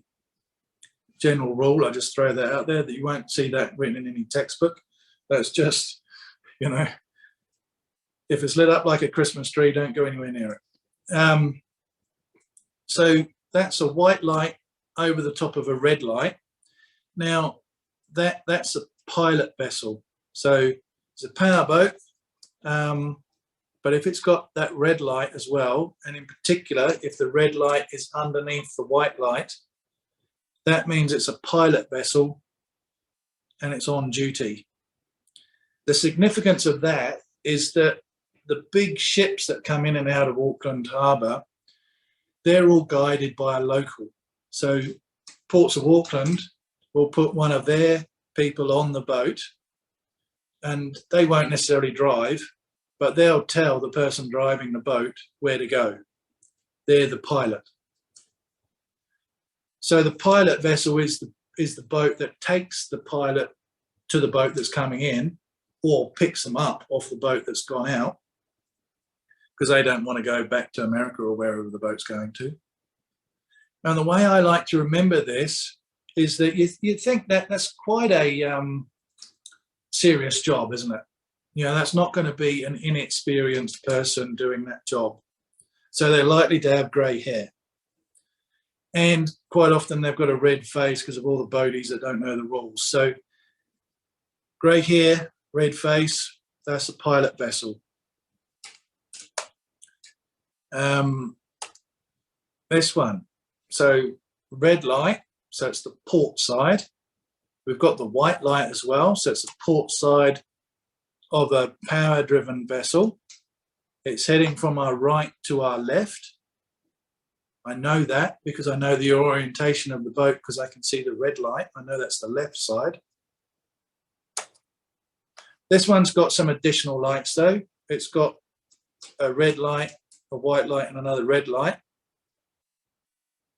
So as I said, the more lights it has, the further away from it you should be. And that is a vessel that's restricted in its maneuverability. So, you know, we can't tell why it's restricted in its maneuverability, but we know that it is. It could be that there's a problem on the boat. It might be that the design of the boat requires it to have a really deep water. Could be disabled in some way. But anyway, that boat will have right of way of pretty much all other boats because it's restricted in where it can go. Most of the give way rules are based on how maneuverable the boat is. So power boats generally give way to sailing boats because they don't need so much water because they don't have a keel, and they don't need to consider the wind when they're moving. So they're more maneuverable. As the power boats get bigger, that changes. So power gives way to sail is not a hard and fast rule. Depends what else is going on. A power boat that's restricted in its maneuverability does have right of way over sailing boats. Here we've got a port side of a power-driven vessel, and in particular, this one has got a yellow flashing light on it. And if you live in Auckland and you're familiar with Auckland, then you know that's a ferry. You know, most people would recognise that as a ferry. But now we know about the red light and the white light. We know the direction it's heading in. That flashing yellow light means that it can do 25 knots in the harbour. So the speed limit from the harbour bridge to North Head is 12 knots. But the ferries, when they're flashing that yellow light, could be doing more than that. They could travel up to 25 knots. And that's just a special thing that they're able to do. If you stick a yellow light on your boat, that doesn't mean you can do 25 knots, but for the ferries it does. So if we see that, then we know it's a power-driven boat. It's going from right to left, and it's probably going really quick. Okay, power-driven vessel probably, port side. Oh, 2 lights, 2 white lights. Now, yeah, it's going to be something additional to a power-driven boat because there's an extra light. And this in particular is a boat that's towing another boat. So it might be the Coast Guard towing a boat that's broken down. It could be a tug towing a barge. With the 2 white lights, it means that it's on a short tow. And that short tow, to give you some dimensions, that's 200 meters, up to 200 meters long. So fairly long for a short tow. Could be less than that, but maximum of 200 meters. 3 lights, well, we're getting more serious there. There's more lights on it, and that simply means that it's a long tow. So it's still a power-driven vessel towing another vessel of some description. This one is on a long tow, and a long tow could be 2 nautical miles, which seems crazy, doesn't it? You know, you've got the steel cable stretched across the harbour, 2 miles long, but potentially that's the case. And the reason why they extend the cable is to allow the boat a little bit of freedom of movement and to kind of fit within the wave and swell pattern. You don't want the barge or whatever you're towing getting knocked around because it's sitting awkwardly on the wave or something. Now that's what it looks like from the stern.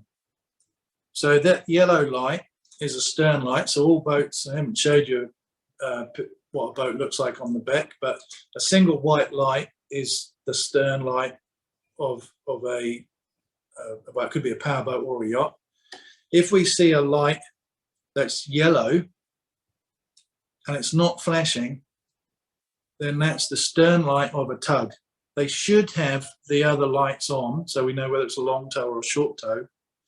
And that is particularly worth noting because we haven't known where the barge is, and basically we're between the tug and the barge if we see the stern of a tug marked with a yellow light, not like a ferry, it's not flashing, it's just on all the time as a yellow light.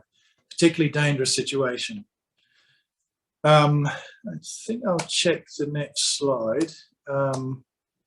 Yeah, okay, so let's talk about the tug again. We'll just ignore that slide that's there, or I'll go back again. I thought there may have been a bit more of an explanation of what to do in that situation. So if we see a yellow stern light, what we want to do is turn towards the light. So here's the yellow stern light. We're going to turn our boat towards it, and we're going to keep turning, and we're going to sail away from it. Now, that might seem a little bit counterintuitive to turn towards something that you know is there. Well, that's safer than turning towards something that you know is there but you can't see. So behind that tug is a barge. There is a cable as thick as my arm linking that tug to the barge, and it's like a cheese wire. It will cut your boat in half if you hit it. And we haven't identified where the tug is. I don't know why, maybe there's street lights or something, because the barge will have lights on it. But if we haven't seen that, or even if we have, the convention is you turn towards the tug and you keep turning, and then you sail away from it, and you just keep well away from that. The reason for that is that, particularly on a long tow, that barge might not be directly behind the tug. The wind and the current might mean that, you know, there's a lot of leeway, and that tug could be a long way different position to where the barge is, because the wind and the current is going to push the barge around. So it might not be following directly behind. So that's why we turn towards the tug, carry on turning and away. And we probably want to be calling them up and asking them if they know where their barge is and what we should do to pass them safely. I have come across a tug and a barge before when we've done this trip to Kawau. I think it was only once or twice, but the memorable time anyway was we were going through the Tiri Passage, and I was aware of a silhouette, a black silhouette behind us, and I was looking at it like couldn't figure out what it was. And I tend to think there was a few minutes, but I think it was more like 30 seconds or something. It was a few seconds. While I was like, what the hell is that? You know, I was trying to think, you know, that's odd, you know, and I realized that it was actually something blocking out the street lights of North Shore. So there was something big in between us and the street lights that we could see as we looked behind us towards the North Shore. As I looked forward, I then saw the tug, and that had all the correct lights on it, but I had missed it because of the noise and the light pollution from the North Shore. You know, the lights on the tug had kind of been lost with all the street lamps and the cars and that sort of thing. Once I'd identified where the tug was, I then looked on the AIS, which I didn't have AIS on that vessel. I had to go to a website, because you can just, AIS, a bit like the flight trackers. You can see where you just go to Google AIS map or chart, and you'll get lots of websites that are displaying the positions of different vessels that are transmitting this AIS signal. So I zoomed in on Auckland, found the vessel. It told me the name of the vessel, and I could see their speed and their heading. I got on the VHF, I called them. I used their name because I'd figured out what it was called on the AIS system. And I called them 3 or 4 times before they answered the radio. And I think they were down below having a cup of tea and they weren't really paying attention. Once I'd managed to get hold of them, I said, look, we're on your starboard side, about 2 miles away. What are your intentions? And they kind of came back and said, oh yeah, we see you. We're pretty happy on our course. And our course was converging. Now, I felt that they were the giveaway vessel because they were overtaking. They weren't showing the lights that said they were having, restricted in maneuverability. They weren't showing those lights. They were just showing that they were towing something and they were overtaking us.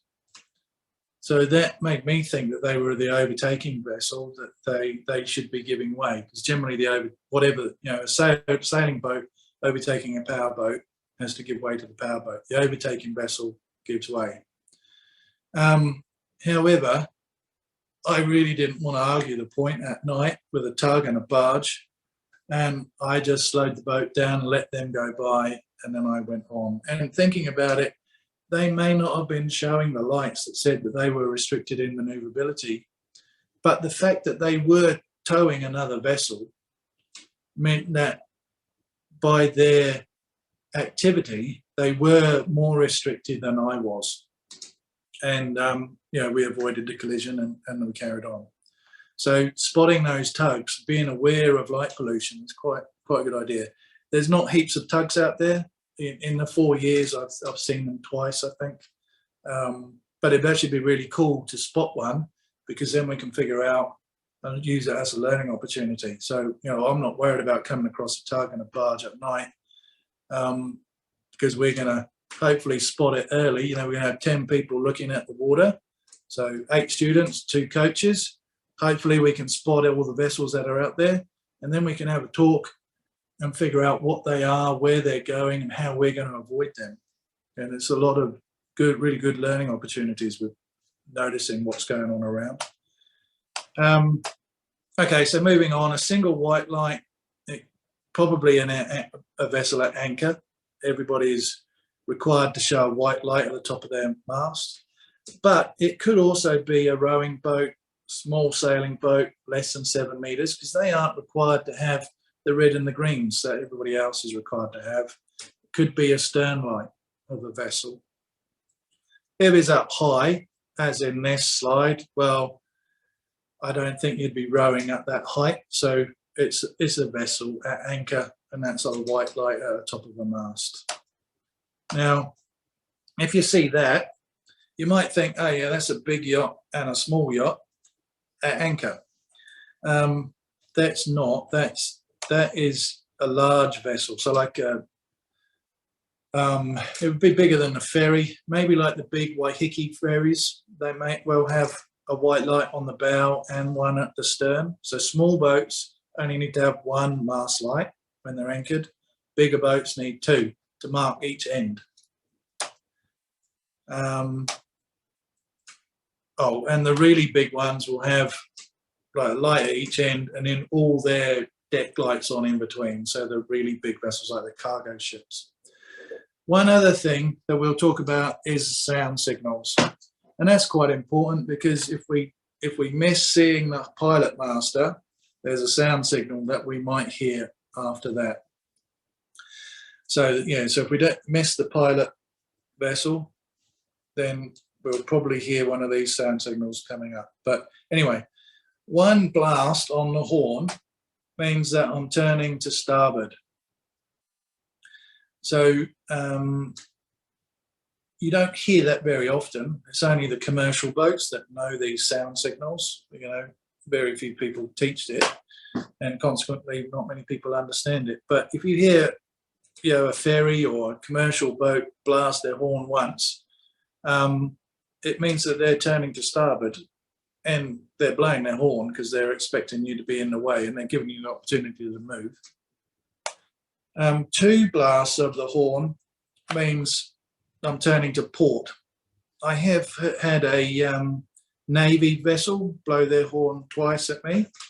I went and picked up my boat from its mooring in Stanley Bay, and I was coming towards Westhaven, and there was a Navy ship that came under the harbour bridge, obviously heading towards Devonport.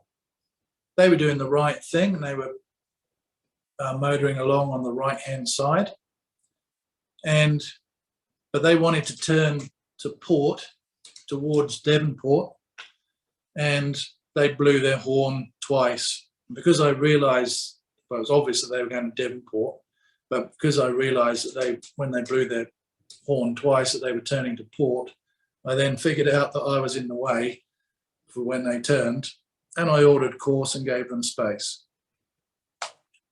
3 blasts of the horn. Now, if you hang around the ferry terminal in Auckland, you probably hear that quite often. Most of the ferries will blow their horn 3 times as they leave the dock, and it's simply because they're reversing out. Doesn't necessarily mean that they're going backwards, but 3 blasts of the horn means that they're operating in reverse. So they've shifted to reverse, but if they've got forward motion, they might just be slowing down. They will eventually start going backwards, but it doesn't necessarily mean they're reversing. It just means that they're in reverse and they're slowing down at the very least. So 3 blasts means operating in reverse, and 5 blasts. Now, this is the one we don't want to hear. And you hear, sailors hear it quite a lot, particularly from the sailors from this club and the clubs near us. When they're racing, people that are racing tend to think that they're the racing rules, and because they're racing, everybody else gives way. That's not true at all. Maritime law still applies, and the 5 blasts means what are your intentions.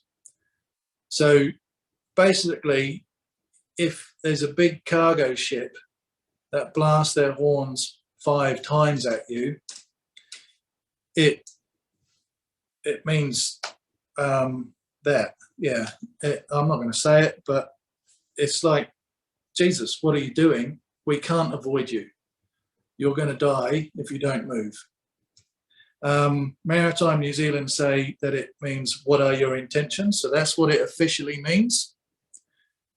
In reality, the person driving that big ship is really concerned that there is going to be a collision that they cannot avoid.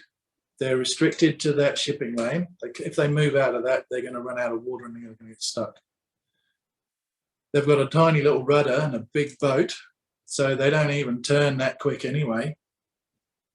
If they shift to reverse, it might well take them 2 miles to come to a stop.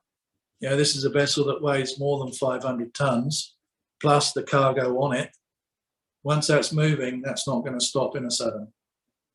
So even if you're a sailing boat, you have to give way to the big ships. And the reason is because they're less maneuverable than us.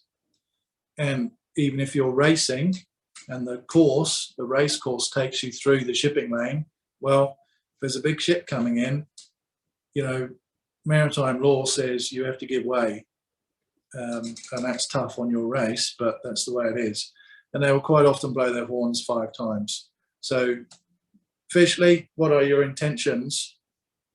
But the reason why they're blowing their horn 5 times is that the person on that boat is really concerned about a collision that they can't avoid, and it ain't even going to make a dent in them.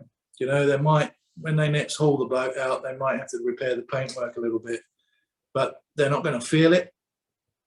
It's not going to do any damage to them.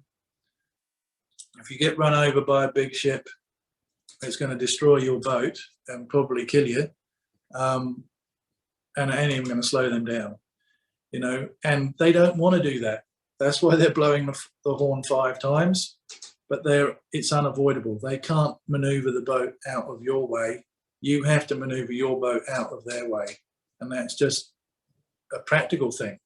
You know, it's not that they want to hurt you or damage your boat. It's that they can't avoid the accident. And they want to be loud about that. Collision avoidance. We've already started on that. And we've talked about the green and the red lights. Now, in our everyday life, we use green and red lights a lot. On the left-hand side of the screen, you'll see a boat. And if you're sitting on that boat and you look to the right and see the other boat, you'll notice that you see a red light. You won't see the green light, you're only going to see the port-hand side. If you're on that right-hand vessel and you look left, you're going to see the starboard side of that boat, which has a green light on it. And green is for go, yeah? This is just like traffic lights. So if you see a green light, that means go. You're the stand-on vessel.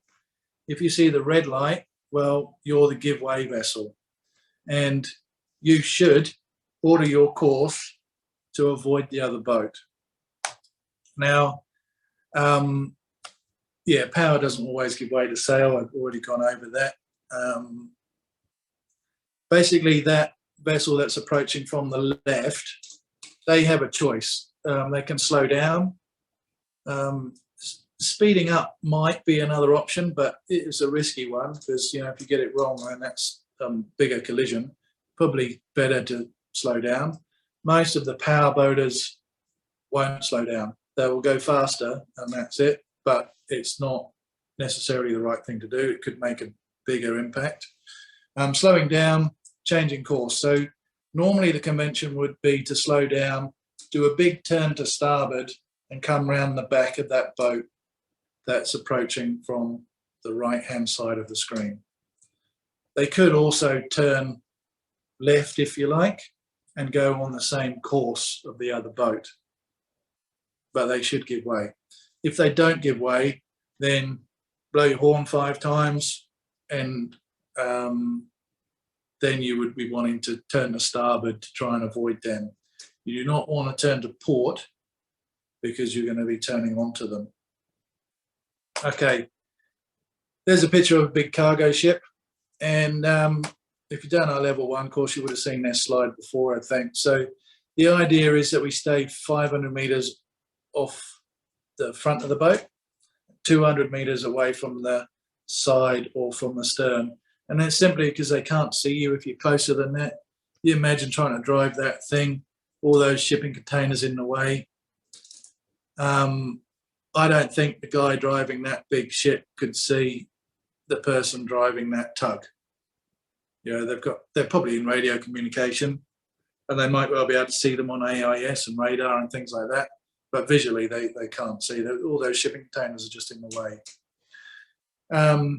The lower picture is an insert of just a photograph of the chart, and that's the shipping lane that goes around North Head. And you see that all of those buoys, the green ones and the red ones, they do have a flashing light on them. They might have different flashing sequences. So these ones all come on at the same time. So red and green, and the red and green, so they're all on. So, and that's quite nice because it kind of lights the path. If you go up the Tamaki River, they have different flashing sequences, and that's actually quite useful because if you know the flashing sequence, you kind of know how far up the river you've gone by the next buoy that you can see. So, you know, if that one is, I don't know, the flashing sequence for the number 2 buoy, if you look at the chart, well, okay, there's the number 2 buoy, I'm about there. And so noticing the flashing sequences can help quite a lot. We should keep to the starboard side of the channel. This, you know, with a sailing boat, we need to tack and jibe, and, you know, if we're sailing upwind, we're certainly going to be zigzagging around. We need to sail to where we can sail by the wind angle, not necessarily follow the right-hand side of the channel, but certainly power boats should be on the right-hand side of the channel. If we're motoring, we should be on the right-hand side of the channel. We do need to respect the give way rules and keep an eye out for other boats. Yeah, power gives way to sail most of the time, but it depends on the manoeuvrability and the activities that that boat's doing. Got a little bit of a look at, oh no, I think, well, this is the thing that we've already done on the whiteboard. So if anyone couldn't see the whiteboard, then there's the flashing sequences on the way up to Kawau. Pretty straightforward. So FL just means flashing, and a number of flashes, heights, distances, all there to help you identify the light that you're passing. And that's the end. Awesome. So, and I ran over time a little bit, but I think we did do some really good detail. Thank you so much for booking on this course. I am so looking forward to going to Kawau on Friday night. I'm excited about the weather being really good. I think it's going to be a really fun trip up there. I don't know that we're going to see bioluminescent plankton or dolphins, but they might be. We'll keep an eye out for them. Hopefully we will see some other boats, and we will definitely take the appropriate action to avoid them. We'll make sure everybody's safe. Yeah, it's so good to be out sailing again, and it's tomorrow. Hey, 11:59 tonight, lockdown's over, and we can go sailing tomorrow. I'm so looking forward to it. I hope you are. Remember to bring lots of clothes. If you come with 2 bags, it doesn't matter. This 55-foot long boat, there's plenty of space for bags. So bring everything that you think you might need. You can stay on the boat if you want. So with the house, we've got one room that's got a double bed. So I generally give that to the first couple that books on the course. We've got a room with 2 single beds. I guess often there's 2 ladies that share that room, and then we've got a room with 4 single beds, and normally that would be where the guys are. I have had different courses where, you know, we've had to allocate beds differently. If you would like to sleep on the boat, that's cool. The boat will be in a nice secluded bay. There will be virtually no waves in there, and you can sleep on there if you want. All the bed linen is provided in the house.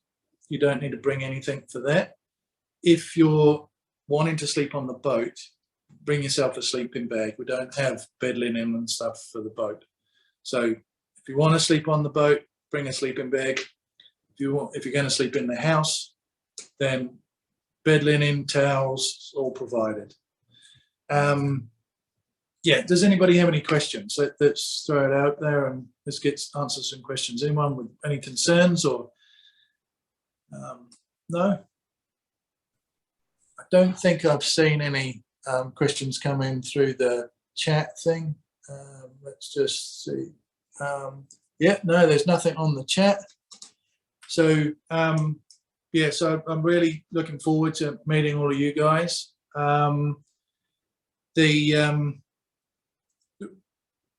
I haven't met everybody that's booked on this course, but I do know from previous experience, we only tend to get really cool people booking onto these courses. I don't know what it is about sailing, but it seems to attract really like-minded people. We've had people form some really good friendships. I think some of the students have even gone out and bought boats together. So don't worry if you're on your own. There's going to be some friends on this course with you, and you know it's going to be a really great weekend. So I look forward to seeing you on Friday evening. If you could be here about 5:30, we'll get all that admin stuff done, and then we'll get out of Auckland as soon as we can, and we'll, yeah, I think we'll set up for a really great weekend in Kawau. So look forward to seeing you 5:30 tomorrow night. And thanks, Maddie. Yep. So great. Let's call it as a close, and I'll look forward to seeing you 5:30 tomorrow. Cheers, guys. Peter. Yeah. Cheers. See you later. Yes, Pete. All right.